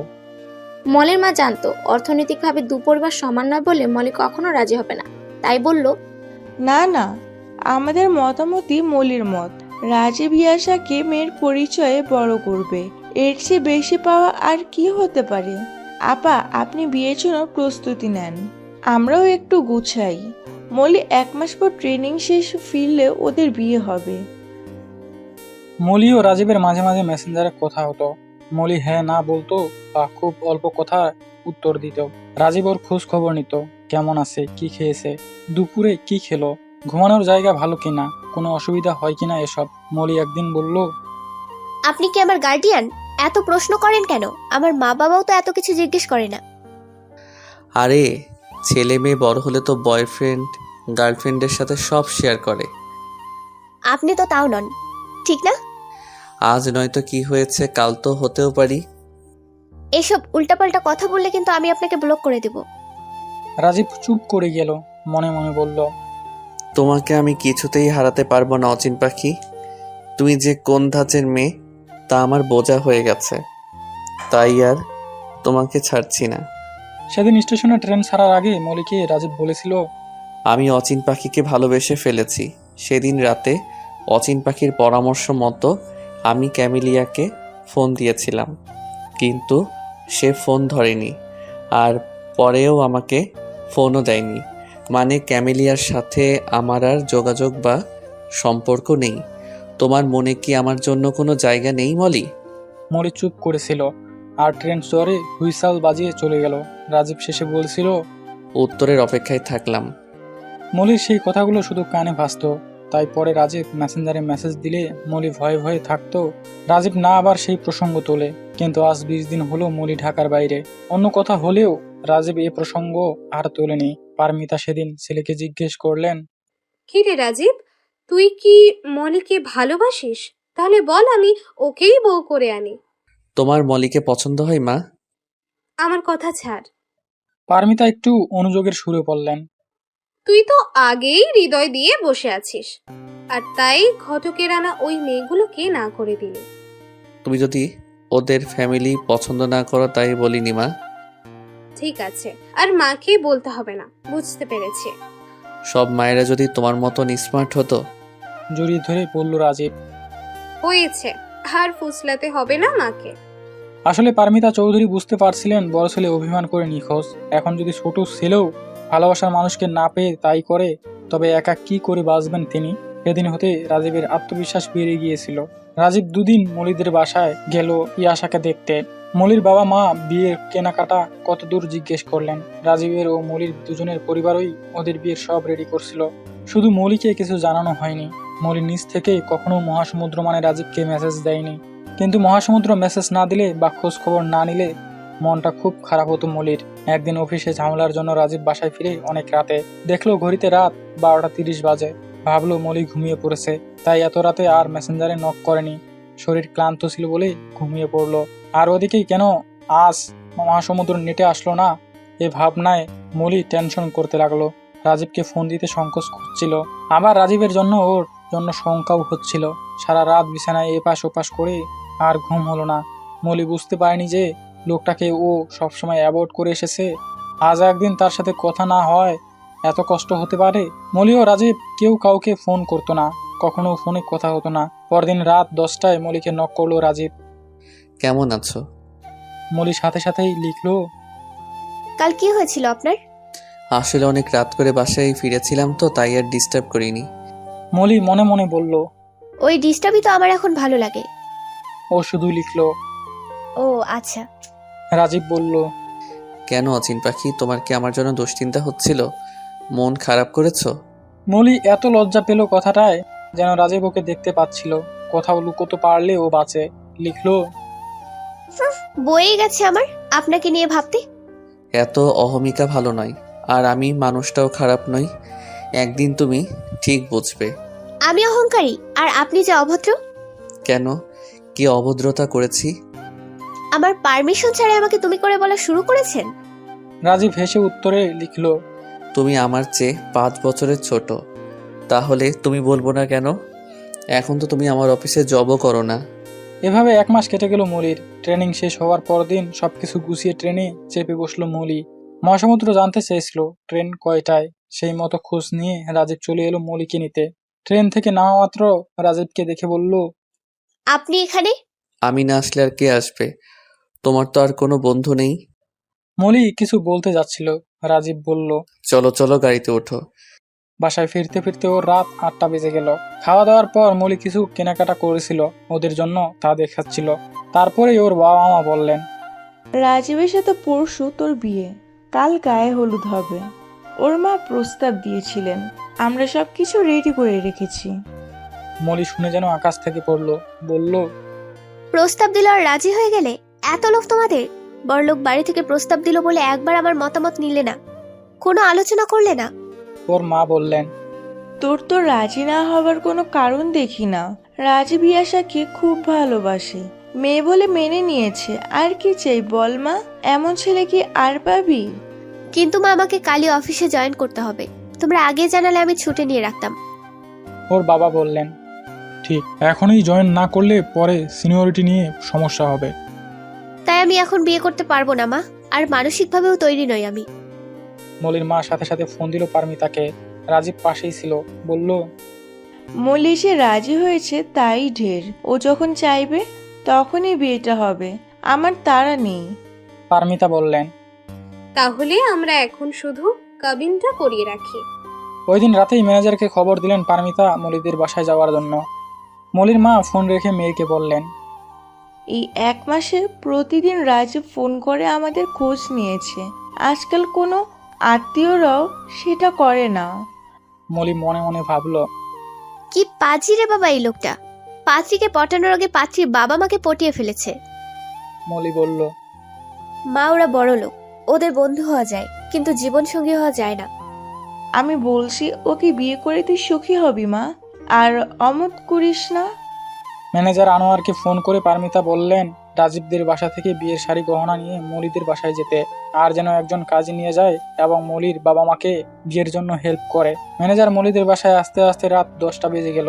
মলির মা মলিকে বিয়ের শাড়ি গহনা পরিয়ে দিলেন। রাত 11টায় ওদের বিয়ে হয়ে গেল। সাক্ষী থাকলেন রাজীবের ড্রাইভার আর ম্যানেজার আনোয়ার। 3 বছরের ইয়াশা টুকটুক করে কথা বলতে শিখেছে। সবাই যখন মিষ্টি মুখ করেছিল তখন রাজীবের কোলে বসে জিজ্ঞেস করলো, আজকে আম্মুর বিয়ে নানু? মলির মা বলল, হ্যাঁ, আজ থেকে তুমি আব্বু পেলে। আমার কবে বিয়ে হবে? আমিও এমন করে সাজবো। ওর কথায় সবাই হাসিতে ফেটে পড়ল। পারমিতা বারবার বলে গেলেন, মলি মামুনি ছুটিটা ম্যানেজ করতে পারলেই আমরা একটা ডেট দিয়ে ওকে তুলে নেব আর বড় অনুষ্ঠান করে সবাইকে দাওয়াত দেব। ওই দিন রাজীব আর মলির তেমন কথা হয়নি। দুজনেই টায়ার্ড ছিল, যে যার বাসায় ঘুমিয়ে পড়লো। পরদিনেই মলি রাজশাহী চলে গেল কাজে জয়েন করতে। ওদের দেশের বাড়ির ঠিকানা ছিল পাবনা, তাই পোস্টিং হলো রাজশাহী ডিভিশনে। রাজীব ফোন করে জিজ্ঞেস করলো ঠিকভাবে পৌঁছেছে কিনা। রাতে মলিকে মেসেজ দিল রাজীব, লিখলো, কাল বউ সেজে খুব সুন্দর লাগছিল তোমাকে। মলি লিখলো, পাম দিবেন না, কালো মেয়েদের বউ সাজলে কেমন লাগে আমি জানি। কে বলেছে আমার বউ কালো? আপনি তো ফর্সা, আপনার পাশে আমায় কালোই লাগবে। লোকে বলবে রাজীবের বউ সুন্দর না। সবাইকে যে সুন্দরী হতে হবে এমন তো কথা নেই, সুন্দর হলেই হলো। আসল হলো মানুষের মন। কবে যে তোমাকে কাছে পাবো, বাসরাতের জন্য অপেক্ষা করছি। মলি লজ্জা পেয়ে বলল, আপনার কোনো লজ্জা নেই। বউয়ের কাছে লজ্জা কিসের? তোমাকে আর ইয়াশাকে খুব তাড়াতাড়ি বাসায় নিয়ে আসতে চাই।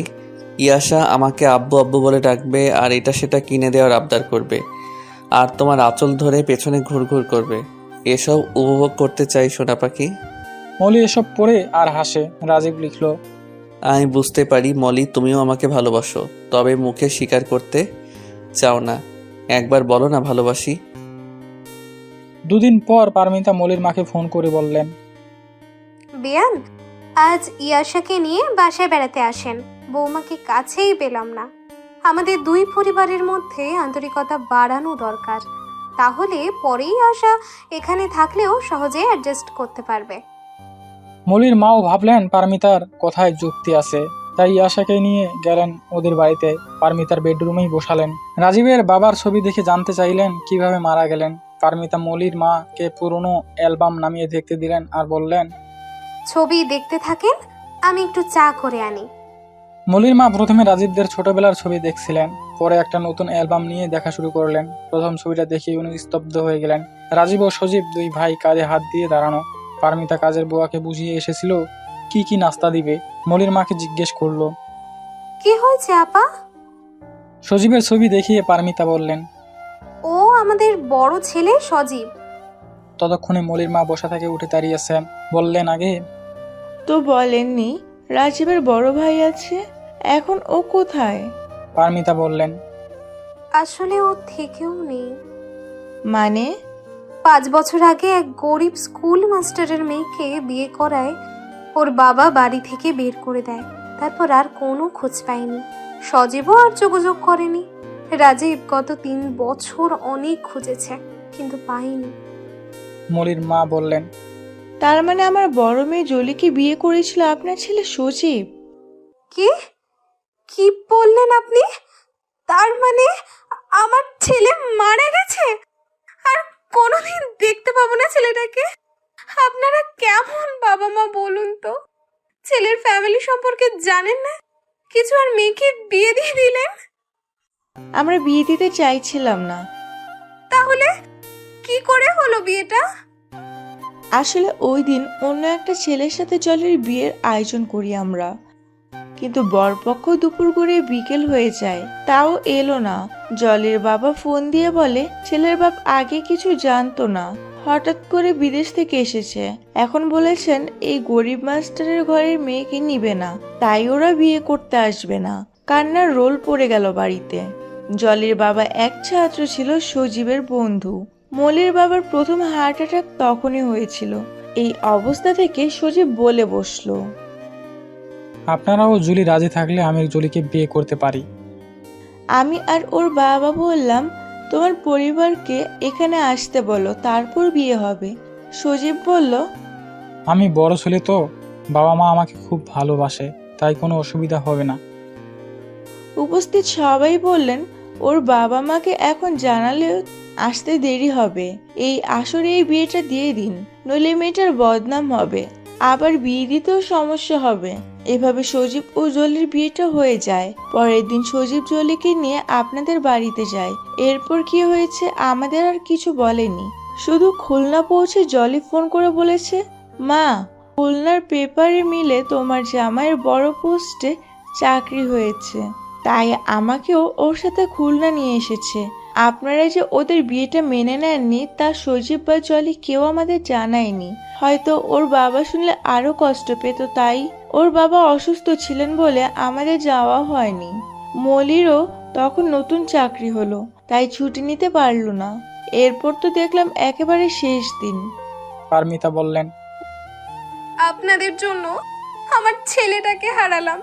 সরি, মলিকে আমি এবারের বউ করে তুলে আনতে পারবো না, এতে রাজীবের বাবা কষ্ট পাবেন। মলির মা অবাক হয়ে বললেন, কি বলছেন বেয়ান? মলি ও রাজীবের রেজিস্ট্রি বিয়ে হয়েছে? তাতে কি, কেউ তো জানে না, আর ওদের বাসরও হয়নি। আপনার মেয়েকে আবার বিয়ে দিতে পারবেন। মলির মা বললেন, আমি রাজীবের কাছে জানতে চাই, ও যদি অমত করে তবে প্রয়োজনে আমরা আইনের সাহায্য নেব। পারলে নিবেন, বাট যাদের জন্য ছেলে হারিয়েছি তাদের সাথে ওঠা বসা সম্ভব না। মলির মা আর কিছু না বলে বেরিয়ে এলেন ইয়াশাকে নিয়ে। মন খারাপ করে কাঁদতে কাঁদতে বাসায় আসলেন মলির মা। মলির বাবাকে কি করে কথাগুলো বলবেন বুঝতে পারছিলেন না। ইয়াশা বলল, আমার আব্বুর আম্মু নানুকে কি যেন বলেছে, তাই নানু কাঁদছে। একে একে মলির মা কি হয়েছে সব বললেন। মলির বাবা বলল, আর কেঁদো না, আমি রাজীবদের সাথে কথা বলে দেখবো, ওর অফিস শেষ হলে ফোন দিব। মলির মা মলিকে জানাতে চাচ্ছিলেন না, এমনিতে মেয়েটা বিয়ে করতে চাইছিল না, এখন কি করে রাজীবের মায়ের এই কথাগুলো জানাবে। মলির বাবা বলল, না, এটা মলির জীবন, তাই কতদিন ওর কাছে সত্যিটা লুকাবে, ওর জানা দরকার। এই বলে ফোন দিলেন মলিকে। মলি অফিস থেকে এসে ফ্রেশ হয়ে একটু বিশ্রাম নিচ্ছিল। বাবার ফোন দেখে ভাবলো ইয়াশার কিছু হয়নি তো, তাড়াতাড়ি ফোন রিসিভ করেই বলল, ইয়াশা কেমন আছে বাবা? ইয়াশা ভালো আছে, তোকে কিছু কথা বলি, মনোযোগ দিয়ে শোন। মলি চুপ করে সব শুনলো। সকাল থেকে কি হয়েছে ওর বাবা বললেন, তুই চিন্তা করিস না মা, রাজীব নিশ্চয়ই তোকে ভালোবাসে, আমি ওর সাথে কথা বলবো। ফোন রেখে মলি ভাবতে লাগলো, মা যে কেন রাজীবকে প্রশ্রয় দিল, না হলে আজ ওদের বিয়েটাও হতো না, আর কষ্ট পাওয়া লাগতো না। মায়ের আর দোষ কি? মেয়ে বিয়ে দেওয়ার জন্য আগপিস না ভেবে বিয়ে দিয়ে দিল। মলি মনে করলো রাজীব আগে থাকতে বুঝতে পেরেছিল মলির বড় বোনের সাথে রাজীবের বড় ভাইয়ের বিয়ে হয়েছিল, তাই প্রতিশোধ নিতে রাজীব মলির জীবনটা নষ্ট করলো। নইলে তার মতো গরিবের ঘরের মেয়েকে কেন মেনে নিলেন ওর মা? ভাগ্যিস ওরা একসঙ্গে থাকেনি, নইলে মলির আরও কষ্ট হতো। মলি রেগে গিয়ে তখনই ফেসবুক অন করে মহাসমুদ্রকে ব্লক করে দিল। ফোনটা বন্ধ করতে চেয়েছিল, কিন্তু পারলো না। এই ভেবে বাবা মা ফোনে না পেলে টেনশন করবে, ভাবলো ফোন নম্বর চেঞ্জ করে বাবা মাকে জানিয়ে দিবে। ওদিকে রাজীব বাসায় ফিরল সন্ধ্যা 7টায়। গাড়িতে বসে চেক করলো মলি কোনো মেসেজ দিছে কিনা, দেখলো না, দেয়নি। গত 2 দিন দুপুরের দিকে মেসেজ দিয়েছিল মলি রাজীবকে দুপুরে, রাজীব লাঞ্চ করেছে কিনা। কাল রাতে রাজীব বলেছিল আজ বিদেশি বায়ারদের সাথে মিটিং আছে, তাই ফোন ধরতে পারবে না। এজন্য কি রাগ করলো? না, মলি তো এত অবুঝ নয়, ও তো অফিসের কাজ সব জানে। এসব ভেবে রাজীব মলিকে ফোন করলো, মলি ধরলো না, ভাবলো ব্যস্ত, আবার পরে ফোন দিবে। এরপর ফেসবুক ওপেন করে অবাক হয়ে গেল, কোথাও কোনোভাবে অচিন পাখির আইডি দেখতে পেল না। রাজীবের অনুরোধ মতো মলি আবার আইডি নেম চেঞ্জ করেছিল। বুঝতে পারলো কিছু একটা তো হয়েছে। আবার মলিকে ফোন করলো, 5 বার রিং হবার পর রেখে দিল। এমন সময় পারমিতা আসলেন রাজীবের রুমে, বললেন, মলিকে আর ফোন দিস না। তারপর আজকের ঘটনা সব বললেন। রাজীব কোনো কথা না বলে ওর গাড়ি নিয়ে বেরিয়ে গেল। পারমিতা কয়েকবার পিছন থেকে ডাকলেন, শুনলো না। গাড়ি চালিয়ে সোজা মৌলিদের বাসায় আসলো রাজীব। মলির বাবা বললেন, তোমার মা নিশ্চয়ই কিছু বলেছে তোমাকে, তুমি তো এখন আমাদের জামাই, তাই সরাসরি জিজ্ঞেস করছি, এখন তোমারও কি একই মতামত? বাবা একই মতামত হলে তো আর এখন ইয়াশাকে কোলে নিয়ে এখানে বসে থাকতাম না। মলির মা রাজীবকে দেখে বুঝলেন অফিসের পর আর কিছু খাওয়া হয়নি, তাই জোর করে রাতের খাবার খাইয়ে দিলেন। রাজীব বলল, মা মলি তো আমার ফোন ধরছে না। মলির বাবা বললেন, ওকে আমি সব বলেছি, তোমার মায়ের কথা শুনে মেয়েটা খুব কষ্ট পেয়েছে। তুমি চিন্তা করো না, আজ রাতটা যাক, কাল বলবো মলিকে তোমার সাথে কথা বলতে। রাতে বাসায় শুয়ে শুয়ে রাজীব ভাবছিল, এজন্যই ইয়াশাকে দেখে ওর ভাইয়ার কথা মনে পড়েছিল। একমাত্র বড় ভাই তাকে মৃত্যুর সময় বা পরেও দেখতে পেল না। ইয়াশাকে ও নিজের কাছে নিয়ে আসবেই। বাসায় ফেরার পর রাজীব সোজা নিজের বিছানায় লাইট অফ করে শুয়ে পড়েছিল, তাই পারমিতা কিছু বলতে বা জিজ্ঞেস করতে পারলেন না। ওর মায়ের সাথে আজ আর কথা বলতে ইচ্ছে করলো না। ঘুমানোর আগে একবার মলিকে ফোন করলো, মলি যথারীতি রেসপন্স করলো না, তাই রাজীব মেসেজ লিখলো, মন খারাপ করে থেকো না, খেয়ে নিও, মনে রেখো সত্যিকারের বন্ধু কখনো হারায় না। আগে তুমি আমার বন্ধু, তারপর স্ত্রী। ওদিকে মলি রাজীবকে ব্লক করে দিয়ে নিজে খুব কষ্ট পাচ্ছিল। সারা সন্ধ্যা রাত বিছানায় শুয়ে শুয়ে কাঁদতে লাগলো। রাত 11টায় রাজীবের মেসেজ পেয়ে মনটা একটু খুশি হলো। পরে কিছু না খেয়েই রাত 12টার দিকে ঘুমিয়ে পড়লো। এরপর মলি ওর বাবা মায়ের সাথে কথা বললেও এ ব্যাপারে কোনো কথা বলতে চাইতো না। ওর মা বাবাও বেশি জোর করতে পারতো না। এদিকে রাজীব ওর মায়ের সাথে রাগ করে কথাই বলতো না। ঘুম থেকে উঠেই অফিসে চলে যেত আর আসতো অনেক রাতে। পাগলের মতো হয়ে গেল রাজীব। পারমিতা ফোন করলে ধরতো না, তাই ম্যানেজারের কাছে ফোন করে জানতেন ছেলে খেয়েছে কিনা। মলি পরদিন অফিসে যেতেই মধ্যবয়সী ওর এক কলিগ বলল, কি হয়েছে, বাড়ির কথা মনে পড়ছে তাই মন খারাপ? মলি কিছু না বলে এড়িয়ে গেল।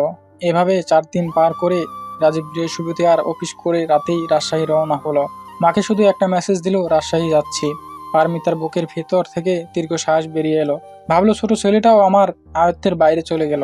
পরদিন ভোরে মলির বাসায় পৌঁছালে মলি দরজা খুলে রাজীবকে দেখে অবাক হয়ে তাকিয়ে রইল। রাজীব বলল, আমি কি ভিতরে আসতে পারি? মলি অন্যদিকে ফিরে ঢুকতে ঢুকতে বলল, আসুন, এখানে কেন এসেছেন? না এসে আর উপায় ছিল না। তুমি আমার ফোন ধরো না, ফেসবুকে ব্লক করেছো, আমার কি দোষ বলো? আপনি ইচ্ছে করে প্রতিশোধ নেওয়ার জন্য আমাকে বিয়ে করেছেন। মানে? আপনি জানতে পেরেছিলেন সজীব ভাই আমার বোনকে বিয়ে করেছে, তাই আমার সাথে এটা করলেন। রাজীব পুরো তাজ্জব হয়ে গেল মলির কথা শুনে। এসব কি বলছো মলি? আমি যদি আগে থেকে জানতাম যে ইয়াশা আমার একমাত্র বড় ভাইয়ের একমাত্র স্মৃতি, তবে সঙ্গে সঙ্গে ওকে আমার কাছে নিয়ে আসতাম, আর তোমাকে ভালো না বাসলে এখানে ছুটে আসতাম না। আপনি কেমন করে ভাবলেন যে ইয়াশাকে চাইলেই আমরা দিয়ে দিতাম? ও আমারও বড় বোনের মেয়ে, একমাত্র স্মৃতি। আচ্ছা ঠিক আছে, আমি ঝগড়া করতে আসিনি। ইয়াশা আমারও মেয়ে, তোমারও মেয়ে। এখন চলো। কোথায়? আজ তুমি আর আমি রিক্সা করে পুরো রাজশাহী শহর ঘুরবো। মলি অন্য দিকে তাকিয়েই বলল, শুনুন, আপনার সাথে আমার আর সংসার করা হবে না। এখানে কেউ জানে না আমি বিবাহিত, আর আমি জানতেও চাই না। তাই আপনি এখনই ফিরে যান, আমাকে অফিসে যেতে হবে। আজ তো শুক্রবার। আমার কাজ আছে। আমাকে এড়ানোর পথ খুঁজছো তুমি? দেখুন, যা হয়েছে আমি সব ভুলে যেতে চাই, আর আপনিও ভুলে যান। এত সহজে কথাটা বলতে পারলে মলি? আমার যে এই 4 দিন কি অবস্থা হয়েছে তুমি জানো না। মলি এবার খেয়াল করে দেখলো রাজীবের মুখে খোঁচা খোঁচা দাড়ি। এর আগে কোনোদিন মলি রাজীবকে এরকম দেখেনি, তাই ওর খুব মায়া হলো। তবু নিজেকে সংবরণ করে বলল, দেখুন, আপনার মা তো আমাকে মেনে নেবে না, শুধু শুধু মায়া বাড়িয়ে লাভ কি? মলি আমার কি দোষ বলো? আমি তো তোমাকে ভালোবাসি, আমাকে এভাবে কষ্ট দিও না প্লিজ। 3 দিন পর মলির মা মলিকে ফোন করে জানালো রাজীব ইয়াশাকে নিয়ে গেছে। মলি এক চিৎকার দিয়ে উঠল। কি? উনি নিতে চাইলো আর তোমরা দিয়ে দিলে? না রে মা, আমরা তো দিতে চাইনি। ইয়াশাকে রাজীব জিজ্ঞাসা করলো আমার সাথে যাবে, ইয়াশাও বললো যাবে। রাতে মলি রাজীবকে ফোন করলো। মলির ফোন পেয়ে তো রাজীব খুশি। যাক, এতদিনে মহারানীর মন বলেছে, কিন্তু ফোন ধরেই মন খারাপ হয়ে গেল। মলি বলল, ছি, আপনি এত খারাপ! ইয়াশাকে আমার কাছ থেকে কেড়ে নিলেন। কেড়ে নেওয়ার কি আছে, আমি তো ওর আব্বু, তাই ওকে আমার কাছে নিয়ে এসেছি। ওর সব দায়িত্ব তো আমার। আপনি ওর চাচা হন? তুমি যদি খালা হয়ে মা হতে পারো, আমি তো পিতৃ সমতুল্য চাচা বাবা হতে পারি না? না, পারেন না। ভালোই ভালোই বলছি, কাল সকালে ওকে আমাদের বাসায় দিয়ে আসেন। আমি কোয়ার্টার পেয়ে গেছি, 1 সপ্তাহের মধ্যে বাবা মা আর ইয়াশাকে আমার কাছে নিয়ে আসবো। আমিও ভালো করে বলছি, সুন্দর করে ইয়াশার আব্বুর বউ হয়ে যাও। আসো, আমরা ইয়াশার বাবা মা হয়ে সংসার করি। সেটা সম্ভব নয়। বলেই মলি ফোন রেখে দিল। রাতেই বাবাকে ফোন করে মলি বলল, তোমরা সব গোছগাছ করে নাও, এ মাসের শেষে আমি তোমাদের একেবারে রাজশাহী নিয়ে আসবো। মলির বাবা ওকে অনেক বোঝালেন। মলির এক কথা, যেখানে ওর বড় বোন সুখী হতে পারেনি, ও নিজেও পারবে না। আসলে সেদিন রাজশাহী গিয়ে রাজীব কিছুতেই মলিকে কনভিন্স করতে পারেনি। তাই রাজীব ও মলির মা ফোন দিয়ে এটেছিলেন রাজীব ইয়াশাকে নিয়ে আসবে, তাহলে মলি হয়তো বাধ্য হয়ে রাজীবদের বাড়ি যাবে। কিন্তু এখন দেখছে মলি একেবারে উল্টোটা করলো। পরদিন ঢাকায় ফিরেই মলিদের বাসায় ফোন করেছিল রাজীব। বলল, আমি ইয়াশার আপন চাচ্চু, মানে বাবা সমতুল্য, তাই ওকে নিয়ে আসতে চাই আমার কাছে। ইয়াশাকে বাসায় আনার পর পারমিতা বললেন, এতটুকু বাচ্চাকে তুই কেমন করে সামলাবি? তুমি আছো কি করতে? তুমি না ওর আপন দাদি? ভাইয়া নিজের জীবন দিয়েও তোমার রাগ ভাঙাতে পারিনি। পারমিতা আর কিছু বললেন না। রাতে ইয়াশা রাজীবকে জড়িয়ে ঘুমিয়ে পড়লো। হয়তো মলিকে কাছে না পেয়ে রাজীবকে আঁকড়ে ধরলো। পরের দিন মায়ের কাছে ইয়াশাকে রেখে রাজীবের অফিস যেতে মন চাইলো না। তাই সারাদিন ইয়াশাকে নিয়ে চিড়িয়াখানা, শিশু পার্ক এসব ঘুরে বেড়ালো গাড়ি নিয়ে। মলির মা 2-3 বার ফোন করে খোঁজ নিয়েছিলেন। বললেন, তুমি পুরুষ মানুষ, কি করে এতটুকু বাচ্চা সামলাচ্ছ? আমাদের কাছে দিয়ে যাও। কি বলেন মা? পুরুষরা বাচ্চা জন্ম দিতে পারে না ঠিক, কিন্তু লালন পালন করতে পারবে না কেন? 1 সপ্তাহ পর রাজীব আবার রাজশাহী গেল। মলি মাত্র অফিস থেকে বের হয়েছে বাসায় যাওয়ার জন্য। রাজীবকে দেখে অবাক হয়ে বলল, কাল তো বাবা মার ইয়াশাকে নিয়ে এখানে আসার কথা, আপনি আবার ঝগড়া করতে এসেছেন? অফিসে কাজ নাই? না এসে কি করব? তুমি তো আমাকে দেবদাস বানিয়ে ফেলেছো। মলি দেখলো গত সপ্তাহে রাখা দাড়ি রাজীবের মুখে আরো বড় হয়েছে। আমি তো দেবদাস হতে বলিনি, এখন কেন আসছেন সেটা বলেন। কাল শুক্রবার, তাই তোমাকে নিতে আসছি। আপনি ভুলে গেছেন আপনার মা কি বলেছে। আর আমাদের বিয়ের অনুষ্ঠানও হয়নি। অনুষ্ঠান হয়নি তো কি হয়েছে? মলির হাতটা ধরে বলল। তুমি অস্বীকার করতে পারবে যে আমার স্ত্রী নও? মলি দ্রুত হাতটা ছাড়িয়ে বলল, এখানে কেউ জানে না আমি ম্যারিড, তাই গ্যাঞ্জাম দেখলে একটা মেয়েকে ডিস্টার্ব করার জন্য আপনাকে দুষবে। জানতাম তুমি রাজি হবে না, সিন ক্রিয়েট করবে, তাই এবার বিয়ের কাবিননামা সাথে নিয়ে আসছি। রাজীব পকেট থেকে বের করে দেখলো। মলি হতবাক হয়ে গেল। আপনাকে দেখতে নম্র আর ভদ্র মনে হলেও আপনি আসলে একটা পাজি। আমাকে পাজি বানিয়েছো তুমি, নইলে পৃথিবীর কোনো স্বামীর নিজের বউকে কাবিননামা দেখাতে হয়? মলি ভাবলো এটা নিশ্চয়ই নকল, কারণ ও জানে বিয়ের 3 মাস পর কাবিননামা বের করা যায়। রাজীব বলল, আমার বউয়ের নলেজ তো কম নয়। তুমি দেখো, ডেটটা 3 মাস পিছিয়ে দিয়েছি, কেউ এগিয়ে আসলে দেখিয়ে দিব। মলি আর পেরে না উঠে বলল, ঠিক আছে, বাসায় বসে কথা বলি, চলুন।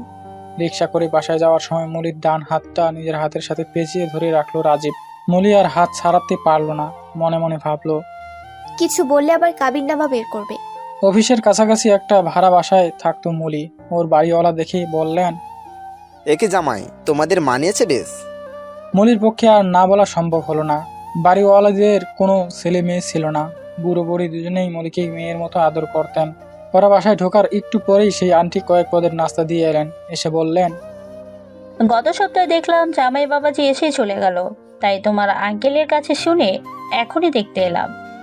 রাজীব মলির বাড়িওয়ালা আন্টি ও আঙ্কেল এর সাথে খুব ভাব জমিয়ে ফেললো। মলি ওনাদের জন্য চা করে আনলো। আঙ্কেল বলল, জামাই তো খুব মিশুক মলি, আর বোঝা যাচ্ছে তোমাকে খুব ভালোবাসে, না হলে সে ঢাকা থেকে প্রতি সপ্তাহে আসে। মলি কিছু না বলে হাসলো আর ভাবলো। লোকটা দেখে মানুষ পটানোতে ওস্তাদ। রাজীবও মনে মনে বলল, তুমি যত বিরক্তই হও, আজ তোমার একদিন কি আমার একদিন। মলি রাতের খাবার রান্না করতে ভিতরে চলে গেল। আধা ঘন্টা পর মলি এসে দেখলো আন্টি একা বসে টিভি দেখছেন। মলি জানতে চাইলো, আঙ্কেল ও মানে রাজীব কোথায়? রাজীব চলে গেছে, আর আঙ্কেল তো জানোই একটু স্মোক করে। মলির একটু কষ্ট হতে লাগলো। এতক্ষণ রাজীবের পছন্দের গরুর মাংস রান্না করছিল। কেমন মানুষ, না বলেই চলে গেল। না হয় মলি ভালো করে কথা বলেনি, তাই বলে কি এভাবে না বলে চলে যেতে হবে? মলির চোখ ছলছল করছিল, অভিমানে মনটা পুড়ছিল। আন্টি সামনে ছিল বলে কাঁদতেও পারছিল না। আন্টি ওর মনের অবস্থা বুঝতে পেরে বললেন, কি স্বামীর জন্য মন খারাপ লাগছে? আচ্ছা চল, আজ আমাদের সাথে খাওয়া দাওয়া করবি। কিসের খাওয়া দাওয়া? মলির যে বুক ফেটে কান্না পাচ্ছিল, আন্টি ওর অবস্থা দেখে বলল, তুই তো তোর জামাইকে অনেক ভালোবাসিস, কিন্তু ওকে বলিস না কেন? চল তোর মন ভালো করে দেই। এ বলে আলমারি খুলে ওনার বিয়ের বেনারসি শাড়ি বের করে পরতে বললেন। মলি বলল, এত রাতে এই শাড়ি পরলে মন ভালো হয়ে যাবে? তোকে সাজিয়ে ছবি তুলে রাজীবকে পাঠাবো, দেখবি ছুটে চলে আসবে। এরকম জোর করেই মলিকে শাড়ি পরালেন। এখানে মলির বেশি গহনা ছিল না, তাও যা ছিল পরালেন। আর ওনার গলার এক ভরি ওজনের সোনার চেন পরিয়ে দিলেন। মলির এমনিতেই খুব বেশি সাজ ভালো লাগতো না, তাই বলল, আন্টি এত গহনা পরে ছবি তুলতে হবে কেন? আরে স্বামীর জন্য সাজবি না তো কার জন্য সাজবি? রাজীব আমাকে তোদের বিয়ের ঘটনা সব বলেছে। আচ্ছা, স্বামীকে যদি এতই ভালোবাসিস তবে দূরে রেখে কষ্ট দিচ্ছিস কেন, আর নিজেও কষ্ট পাচ্ছ? মলির চোখ বেয়ে টপ টপ করে পানি পড়তে লাগলো। শোন মা, ভুল বা অন্যায় করলে ওর মা করেছে, ওর তো কোনো দোষ দেখি না। স্ত্রীর কর্তব্য স্বামীকে খুশি রাখা, কষ্ট দেওয়া নয়। এবার স্বামীকে কাছে টেনে নে, আর দূরে সরিয়ে রাখিস না, তাহলে আল্লাহ নারাজ হবে। দেখবি একদিন তো শাশুড়ি ঠিক তার ভুল বুঝতে পারছেন। মলিক কেঁদে চলেছে। আন্টি ওর চোখ মুছিয়ে বললেন, চল একটু খেয়ে নিবি। আন্টি একদিন না খেলে কিছু হবে না। এতদিন স্বামীর বের হয়ে ব্যাচেলর থেকে অনেক উপোস করেছ, এখন আমি তা হতে দিতে পারি না। মলি 3 তলা ভাড়া নিয়েছিল, আর আন্টিরা 2 তলায়। মলিকে নিয়ে গেলেন 2 তলায়। একটি রুমে ঢুকিয়ে বললেন, রাজীব, এই নাও তোমার মলি। ডিম লাইটের আলোয় মলি দেখলো বিছানাতে গোলাপ ফুলের পাপড়ি দিয়ে লাভ তৈরি করা, আর চারপাশে গাঁদা ফুলের পাপড়ি ছড়ানো। খাটের স্ট্যান্ডের চারপাশে গাজরা ফুলের মালা ঝুলানো। পুরো রুমটাতে একটা স্নিগ্ধ সুবাস, কি এক মাদকতায় ছড়ানো।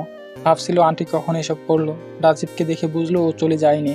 রাজীব কাছে এসে ওকে খাটে বসালো। মলি বলল, আমি খুব সরি। আর কিছু বলার সুযোগ ওকে দিল না, অনবরত চুমু দিতে লাগলো। মলি অস্থির হয়ে বলল, আরে একটু থামুন। বাসর রাতে এত কথা বলো না মলি। তাহলে আগে আমাকে একটু সালাম করতে দিন। রাজীব ওকে এক টানে বুকের মধ্যে নিয়ে নিল। এতদিন অনেক কষ্ট দিয়েছ, আজ তার শাস্তি দিব। কপালে চুমু দিয়ে বলল, এটা আমাকে অবহেলা করার জন্যে। নাকে চুমু খেয়ে বলল, এটা আমাকে দূরে সরিয়ে রাখার জন্য। চোখে চুমু দিলে মলি বলল, এটা কিসের জন্য? স্বামীকে আদর না করার জন্যে। হাতে চুমু দিয়ে বলল, এটা আমাকে ভুল বোঝার জন্যে। আচ্ছা এবার মাফ করে দিন। না, কোনো মাফ নাই, আজ সব কিছু শোধ তুলব। এই বলে মলির ঠোঁট চেপে ধরলো। মলির কি আর ধরা না দিয়ে উপায় আছে? সকালে প্রথমে মলির ঘুম ভাঙলো। সরানো ছিটানো কাপড় নিয়ে গেল গোসলে। রুমের সাথেই অ্যাটাচ বাথরুম ছিল। গোসল করে এসে ড্রয়িং টেবিলের সামনে দাঁড়িয়ে আয়না দেখে চুল আঁচড়াচ্ছে। মলি আয়নায় দেখতে পেল রাজীব ওর দিকেই তাকিয়ে আছে। বলল, এখন থেকে আর চুল কাটবে না। মলি বলল, কেন? মেয়েদের লম্বা চুলে ভালো লাগে। তুমি যেন রাতে কি জানতে চাইছিলে? সারা রাত গিয়ে এখন উনি জানতে চাচ্ছেন আমার কি জানার ছিল। কতদিনের পেন্ডিং কাজ করতে করতে সারা রাত গেল, তারপর ঘুমিয়ে পড়লাম। মলির বাসর রাত নিয়ে কখনো কোনো ভাবনা আশা বা প্রত্যাশা ছিল না। বড় বোনকে তো দেখেছিল, কিন্তু এই রাতটি এত সুন্দর ও রোমান্টিক ভাবে ওর জীবনে আসবে তা ভাবতে পারেনি সে। বাড়িওয়ালি আন্টির প্রতি কৃতজ্ঞতায় মনটা ভরে গেল। মলি আন্টির দেওয়া চেনটা ওনার ড্রেসিং টেবিলের ড্রয়ারে রেখে দিল, শুধু নিজের গহনাগুলো পরে থাকলো। একটু পর আন্টির দরজা নক করে নাস্তা খাওয়ার জন্য ডাকলেন। রাজীব তখন ওয়াশরুমে ছিল। বলল, রাজীবকে নিয়ে আসছি। মলি নাস্তার টেবিলে গিয়ে বলল, এত আয়োজন কেন করেছেন আন্টি? 2 দিন পর তো তুমি চলে যাবে, এই কয়দিন আমাদের সাথে থাকো। নাস্তা খাওয়া হলে আন্টি ওদের শহরের দর্শনীয় স্থান ঘুরে আসতে বললেন। রাজীব ও মলি একটা রিক্সা নিয়ে ঠিক করলো প্রথমে রাজশাহী ইউনিভার্সিটি ঘুরে দেখবে। রিক্সায় বসে মলি কাল রাতের ঘটনা শুনতে লাগলো, কিভাবে আঙ্কেল ওকে সেলুনে নিয়ে গেলেন, তারপর বাসরঘর সাজানোর জন্য ফুল কিনে আনলেন। আন্টি যখন ওকে সাজানোতে ব্যস্ত ছিল তখন আঙ্কেল ও রাজীব এসব সাজিয়েছে, আর আন্টির কাজের মেয়েটা ওদের হেল্প করেছিল। সারাদিন ঘুরে ওরা সন্ধ্যায় বাসায় ফিরল। রাজীব রাতের ট্রেনেই ঢাকা চলে গেল। মলি স্টেশনে গেছিল ওকে বিদায় দিতে। যতক্ষণ ট্রেন দেখা গেল মলি তাকিয়ে রইল। ওর মনে হলো ওর মনটা বুঝি ওর সাথে নাই, রাজীবের সাথে ঢাকা চলে যাচ্ছে। বাসায় ফিরতে ফিরতে মলি ভাবছিল এটাই বুঝি স্বামী স্ত্রীর সম্পর্ক। বিয়ের পর এক মুহূর্তেও আলাদা থাকা কষ্টকর। ট্রেনে বসে রাজীবেরও কষ্ট হচ্ছিল, কিন্তু কি আর করা, অফিস বাদ দিয়ে তো রাজশাহী থাকা যাবে না। ও মলিকে মেসেজ দিল, মন খারাপ করে থেকো না, খুব দ্রুত তোমাকে ট্রান্সফার করিয়ে ঢাকা নিয়ে আসবো। অফিস সময়ের বাইরে মলির সময় কাটতো আন্টির কাজের মেয়ে শিউলিকে নিয়ে। শিউলি ছিল আন্টির এক গরিব প্রতিবেশীর মেয়ে। ওর মা মারা যাওয়ার পর বাবা আবার বিয়ে করে। সৎ মা এর অত্যাচার সইতে না পেরে এই আন্টিকে এসে বলেছিল, মানে ঢাকা নিবেন খালাম্মা, মানুষের বাসায় কাম নিমু। আন্টি ওর বাবাকে বললে খুব সহজেই রাজি হয়ে যায়। সেই থেকে আন্টির সাথে আসে। ও মলিকে আপা বলে ডাকতো। মলির চুল আশ্রে বেঁধে দিত। মলিরও মেয়েটার প্রতি মায়া পড়ে গেল। শিউলি নাকি ক্লাস 8 পর্যন্ত পড়েছিল, তাই মলি ওকে উন্মুক্ততে ক্লাস 9-এ ভর্তি করে দিল। আঙ্কেল আন্টি বললেন, আমাদের মাথায় তো এমন আইডিয়া আসেনি। তুই খুব ভালো করেছিস মলি। আমি ওর সাথে কথা বলে বুঝেছি পড়ায় মেয়েটার আগ্রহ আছে, আর ছাত্রীও খারাপ না। এর 2 মাস পর মলি টের পেল ও মা হতে চলেছে। একদিন সকালে বাড়িওয়ালি আন্টি বললেন, মলি, তোমার মুখটা এত ফোলা লাগছে কেন? রাতে ঘুম হয়নি? কদিন থেকে কেমন অস্থির লাগছে, আর খেতে পারছি না। পরদিনই মলি কনফার্ম হলো। প্রথমে আন্টিকে জানালো, তারপর বাবা মাকে জানালেন আন্টি। রাজীবকে ফোন করে মলি চুপ করে আসে দেখে আন্টি ফোনটা হাতে নিয়ে বললেন, রাজীব সুখবর আছে, তুমি এবার বাবা হবে, মিষ্টি খাও। খাওয়াবো আন্টি, খাওয়াবো। রাজীব তখন অফিসে ছিল। তাড়াতাড়ি বের হয়ে অনেক মিষ্টি কিনে মলিদের বাসায় অর্ধেক রেখে গেল নিজের বাসায়। মাকে প্রথমে খবরটা দিল, আর কাজের লোক দারোয়ান সবাইকে ডেকে বলল সবাই মিষ্টি খাও। পারমিতা মিষ্টি খাওয়া তো দূরের কথা, এ খবর পেয়ে উল্টো খাওয়া বন্ধ করে আরও অসুস্থ হয়ে পড়লেন। রাজীব এতদিন রাগ করে মায়ের সাথে কথা বলতো না, আজ খুশি হয়ে মাকে খবরটা জানালো। মাকে বোঝাতে লাগলো, মা, তুমি তো মলিকে পছন্দ করে আমাকে বিয়ে করালে। বিয়ের আগেও তো ওকে অনেক স্নেহ করতে। তুমি তো জানো মলি কতটা ভালো মেয়ে।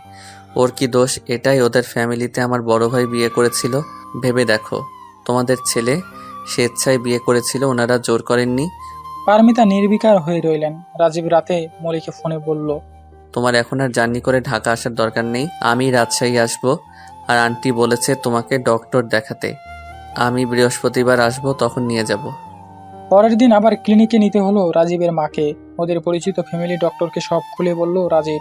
ডক্টর আঙ্কেল বললেন, দেখি আমি তোমার মায়ের সাথে কথা বলবো। পারমিতা একটু সুস্থ হলে ডাক্তার বললেন, ভাবি, শুনলাম মলি এখন সন্তান সম্ভবা। এবার বৌমাকে তুলে নিয়ে আসেন, আর এতে রাজীবের বাবার আত্মাও শান্তি পাবে। এ সময় রাজীবের বৌমার পাশে থাকা দরকার। ওরা দুজনেই তো আলাদা থেকে কষ্ট পাচ্ছে। এই 2 মাসের মধ্যে মলি ঢাকা এসে একবার বাবা মায়ের কাছে থেকেছে। রাজীব অনেক বুঝিয়েও রাজীবের বাসায় নিতে পারেনি। মলি বলেছে, যেদিন মা আমাকে মেনে নেবেন সেদিনই আমি বাসায় যাব। রাজীব মলি ঢাকা ট্রান্সফারের চেষ্টা করছিল, কিন্তু 1 বছরের আগে কিছুতেই সম্ভব হবে না। রাজীব মলিকে বলেছিল ছুটি নিতে আর রাজীবের সাথে ঢাকা যাওয়ার জন্য, কিন্তু মলি রাজি হয়নি। বলেছে, যতদিন শরীরে কুলোবে চাকরিটা করে যেতে চাই। বাড়িওয়ালি আঙ্কেল আন্টিও বললেন, মলি আমাদের কাছে মেয়ের মতন থাকবে। তুমি ভেবো না যে ও এখানে একা রয়েছে। একদিন রাজীব মলিকে দুঃখ করে বলল, বিয়ের পর তোমায় নিয়ে হানিমুনে যাওয়াও হলো না। এই রাজশাহীতে আমাদের বাসর হলো, আর হানিমুন হয়নি কে বলেছে? পুরো রাজশাহী তো আমাদের বেড়ানো হয়ে গেছে। রাজীবের বিয়ের 6 মাস হয়ে গেল, আর ইয়াশার এখন 3.5 বছর। ইয়াশা মাঝে মধ্যেই মলির কাছে যেতে চাইতো, তাই এবার রাজীবের সাথে মলির বাবা মাও মলিকে দেখতে এলেন। তাদেরও মনে হলো সত্যি মলি খুব ভাগ্যবতী, তাই এমন আঙ্কেল আন্টির সাহচর্য পেয়েছিল। আন্টি যেদিন মলিকে দেওয়া চেনটা ড্রয়ারে পেলেন, সাথে সাথে দোতলায় এসে মলিকে বললেন, আমি কি এই কয় মাসে তোর একটু আপন হতে পারিনি? কেন আন্টি এই কথা বলছেন? নইলে এই চিন্তা তুই আমাকে না জানিয়ে ডয়ারে রেখে এলি কেন? মলি চুপ করে রইল। আন্টি বললেন, আমি কি তোদের বিয়ে উপলক্ষে কিচ্ছু দিতে পারি না? মলি হাসতে হাসতে বলল, আমাদের বিয়ের সময় তো তোমার সাথে পরিচয় হয়নি আন্টি। আচ্ছা তুই চুপ থাক, আমার না থেকে দিই বিয়েটা। মলি হেসেই খুন। কে বললো তোমার ছেলে হবে? আমার মন বলছে রে মা। মলির বাবা মাও এখানে এসে বুঝতে পারলো আসলেই মলি একা নেই। মলির প্রেগনেন্সির সময় শিউলি আপন ছোট বোনের মতো যত্ন করেছিল। দেখতে দেখতে মলির 7 মাস হয়ে গেল। রাজীব ওকে তাড়া দিতে লাগলো ছুটি নেওয়ার জন্য। এদিকে একদিন পারমিতা খুব অসুস্থ হয়ে পড়লেন। ডক্টর বললেন, দেখে মনে হচ্ছে স্ট্রোক করেছে। রাজীব অনবরত কয়েকদিন অফিস ও হাসপাতালে দৌড়াতে লাগলো। মলির এই অবস্থায় রাজীব খবরটা দিতে চায়নি, কিন্তু মলির মা কথা বলার সময় বলে ফেললেন, তোর শাশুড়ি হাসপাতালে, এখন রাজীব রাজশাহী যেতে চাইলে না করিস। খবরটা শুনেই মলি পরদিনেই অফিস থেকে ছুটি নিল আর আন্টির পরামর্শ মতো শিউলিকে নিয়ে ঢাকা রওনা হলো। রাজশাহী থেকে ট্রেন ছাড়লে মলি রাজীবকে ফোনে মেসেজ দিল, আমি শিউলিকে নিয়ে ঢাকা রওনা হয়েছে। রাজীব সাথে সাথে ফোন করে রাগারাগি করলো। 2 দিন পর তো আমি গিয়ে তোমাকে আনতে পারতাম, এখন এই শরীরে একা একা রওনা হওয়ার কি দরকার ছিল? তুমি চিন্তা করো না, শিউলি আছে আমার সাথে। মলি জানতো রাজীব বোকা দিবে, তাই ট্রেন ছাড়ার পর জানালো। যথাসময়ে রাজীব স্টেশনে পৌঁছে মলিকে নিয়ে আসে। মলি প্রথমেই হসপিটালে যায় পারমিতার কাছে। এই শরীর নিয়ে মলি দিনরাত পারমিতার সেবা করতে লাগলো। রাজীবকে অফিসে থাকতে বাধ্য করলো আর রাতে বাসায় গিয়ে ঘুমাতে বলল। রাজীব বলল, তুমি এত কষ্ট করলে তো অসুস্থ হয়ে পড়বে। মেয়েরা মায়ের জাত, এসব পারে। ডক্টর বলল, তুমি সত্যি বড় ভালো মেয়ে, নাইলে যে শাশুড়ি বৌমাকে মেনে নেয়নি সেভাবে তার সেবা করতে পারে। আমি আমার কর্তব্য যথাভাবে পালন করছি, একদিন উনি নিশ্চয়ই ওনার কর্তব্য বুঝবেন। ইয়াশা শিউলিকে পেয়ে খুব খুশি। কত যে গল্প তার, যেন শিউলি বহু আগে থেকে তার বন্ধু ছিল। পারমিতা সুস্থ হলে ডক্টর আবার বললেন, ভাবি মলির মতো মেয়ে হয় না। এই 1 সপ্তাহ একবারও বাসায় যায়নি, কি কষ্ট যে করেছে আমরা দেখেছি। তাই এবার অনুষ্ঠান করে বৌমাকে নিয়ে আসেন। পারমিতাও এতদিনে নিজের ভুল বুঝতে পারলেন। অবশ্যই ভাই, আমি আর দেরি করতে চাই না, নইলে নিজে নিজেকে ক্ষমা করতে পারবো না। এর 1 সপ্তাহ পর অনেক ধুমধামের সাথে মলি ও রাজীবের রিসেপশন হয়ে গেল। মলি ও রাজীব দুজনেই রাজশাহী থেকে আঙ্কেল আন্টিকে আসতে বলেছিল, কিন্তু আঙ্কেলের শরীর ভালো ছিল না বলে আসতে পারেননি। মলির মা সবাইকে বললেন, এতদিন ছুটি ম্যানেজ করতে পারিনি, তাই দেরি হলো। ইয়াশা এখন খুব খুশি, কারণ বাবা মা দুজনের সাথে একসাথে থাকতে পেরে। শিউলির পড়াশোনা আছে বলে একদিন মলি রাজীবকে দিয়ে ওকে রাজশাহী যাবার ট্রেনে তুলে দিল। আঙ্কেল স্টেশন থেকে বাসায় নিয়ে গেলেন। আঙ্কেল আন্টি সবসময় ফোনে কথা বলতেন, কথা দিয়েছিলেন মলির বেবি হলে ঢাকা এসে দেখে যাবেন। আস্তে আস্তে মলির ডেলিভারি ডেট কাছে চলে এলো। 8.5 মাস হবার পর ডক্টর বললেন যে কোনো দিন ব্যথা উঠতে পারে, তাহলে যেন সাথে সাথে হসপিটালে অ্যাডমিট হয়। এর 1 সপ্তাহ পর মলি একদিন রাজীবের কাপড় আলমারিতে গুছিয়ে রাখছিল। দেখলো একটা চিঠির খাম নিচে পড়লো। অ্যাড্রেস দেখলো ইউএস এর। যা ভাবলো তাই, খুলে দেখলো ক্যামেলিয়ার চিঠি। 1 সপ্তাহ আগে এসেছে। মলি ভাবলো 1 সপ্তাহ আগে চিঠি আসছে আর রাজীব একবার আমাকে বললও না। পরে দেখলো লিখা 15 তারিখ বাংলাদেশে আসবে, মানে আর 3 দিন পর। মলি খুব কষ্ট পেল। ভাবলো না হয় ক্যামেলিয়া রাজীবের প্রথম প্রেম, হয়তো এখনো মন থেকে ভুলতে পারেনি। তাই বলে কি মলির সাথে ব্যাপারটা শেয়ার করা যেত না? মলি কি এত ছোট মনের যে রাজীবকে ক্যামেলিয়ার সাথে দেখা করতে দিত না? ও সেদিন বিকেলেই ব্যাগ গুছিয়ে পারমিতাকে বলল, মা, আমি ডেলিভারি পর্যন্ত আম্মুর কাছে থাকতে চাই। পারমিতা বললেন, ঠিক আছে, রাজীব আসুক, তোমাকে দিয়ে আসবে। না, ড্রাইভার দিয়ে আসলেই হবে। এই বলে ইয়াশাকে নিয়ে বাপের বাড়ি চলে গেল। মলির মা ভাবতে লাগলেন, মাত্র মেয়েটা সংসার শুরু করলো, এখন এ কি বিপত্তি। রাজীব বাসায় গিয়ে খুব অবাক হলো। মলি কি করে পারলো না বলে চলে যেতে? অভিমান হলো, তাই মলিকে ফোন না দিয়ে শাশুড়িকে ফোন দিয়ে বলল, মা, আপনি আমাকে বললে কি আমি মলিকে নিয়ে আসতাম না? ও আমাকে না বলে যেতে পারলো? মলির মা বলল, তোমাকে নাকি আমেরিকা থেকে কোন মেয়ে চিঠি দিয়েছে, হ্যাঁ, তাতে কি হয়েছে? তার জন্য মলি রাগ করেছে। তখন রাজীব খেয়াল করলো টেবিলের উপর ক্যামেলিয়ার পাঠানো চিঠিটা। ব্যস্ততার কারণে রাজীব ভুলেই গেছিল, আর এখন সেটাই কাল হলো। রাজীবেরও একটু রাগ হলো। মলির এভাবে চলে যেতে হবে, ও একটু অপেক্ষা করে আমাকে জিজ্ঞেস করতে পারতো না? তাই রাজীব আর মলিকে ফোন করলো না। মলি ও ইয়াশা দুজনকে মিস করতে করতে রাতে ঘুমিয়ে পড়লো। পরদিন সকালে নাস্তা খেয়ে রাজীব যথারীতি অফিস চলে গেল। পারমিতা জিজ্ঞেস করলেন, মলিকে ফোন দিয়েছিস? রাজীব শুধু না বলেছিল। ওদিকে মলির রাগ আরও বেড়ে যাচ্ছিল। ভাবলো মলি এভাবে চলে এলো আর রাজীব একবার ফোন করলো না। রাতে রাজশাহীর আন্টি রাজীবকে ফোন করলো, বলল, কি যে তোমরা আজকালকার ছেলেমেয়েরা করো না। আমি আর তোমার আঙ্কেল তো একদিনও একে অপরকে ছেড়ে থাকতে পারতাম না। আমার কি দোষ বলেন আন্টি? ওকে একটিবার আমায় জিজ্ঞেস করতে পারতো না? খবরদার রাজীব, তুমি এই সময় মলি মামুনির উপর রাগ করো না। এই সময় মেয়েরা একটু সেন্সিটিভ হয়ে থাকে। আর প্রথম ভুল তো তুমিই করেছো। মলির সাথে আমার কথা হয়েছে, ওকে চিঠির কথা জানাওনি কেন? ঠিক আছে আন্টি, আমি ফোন করে সরি বলবো। রাজীব মলিকে ফোন করলো, কিন্তু মলি ফোন ধরলো না। ভাবলো কাল সকালে মলির সাথে দেখা করে অফিসে যাবে। রাজীব ক্যামেলিয়ার চিঠিটা পড়ে জানলো ও 2 দিন পর আসছে বাংলাদেশে। ভাবলো আসুক, দেখা যাক কি বলে। পরের দিন সকালে মলির প্রসব বেদনা উঠলে ওর বাবা মা হসপিটাল নিয়ে আসে, আর রাজীব ও পারমিতাকে সেখানে আসতে খবর দেয়। মলিকে অপারেশন রুমে ঢোকানোর আগে রাজীবের সাইন নেওয়া হয়। মলি ভাবলো, যতই রাগ করে থাকি না কেন, ওর সিগনেচার নিতেই হলো। এর থেকে আমার মুক্তি নেই। 1 ঘন্টা পর নার্স এসে খবর দিল আপনাদের ছেলে হয়েছে। মা ও ছেলে দুজনেই ভালো আছে। মলি বা রাজীব হসপিটালে বসে আর ক্যামেলিয়ার চিঠি নিয়ে আলাপ করেনি। পরের দিন ক্যামেলিয়া রাজীবদের বাসায় এসে শুনতে পেল রাজীবের ছেলে হয়েছে। সবাই হসপিটালে আছে। রাজীবদের ড্রাইভার নিয়ে তাই হসপিটাল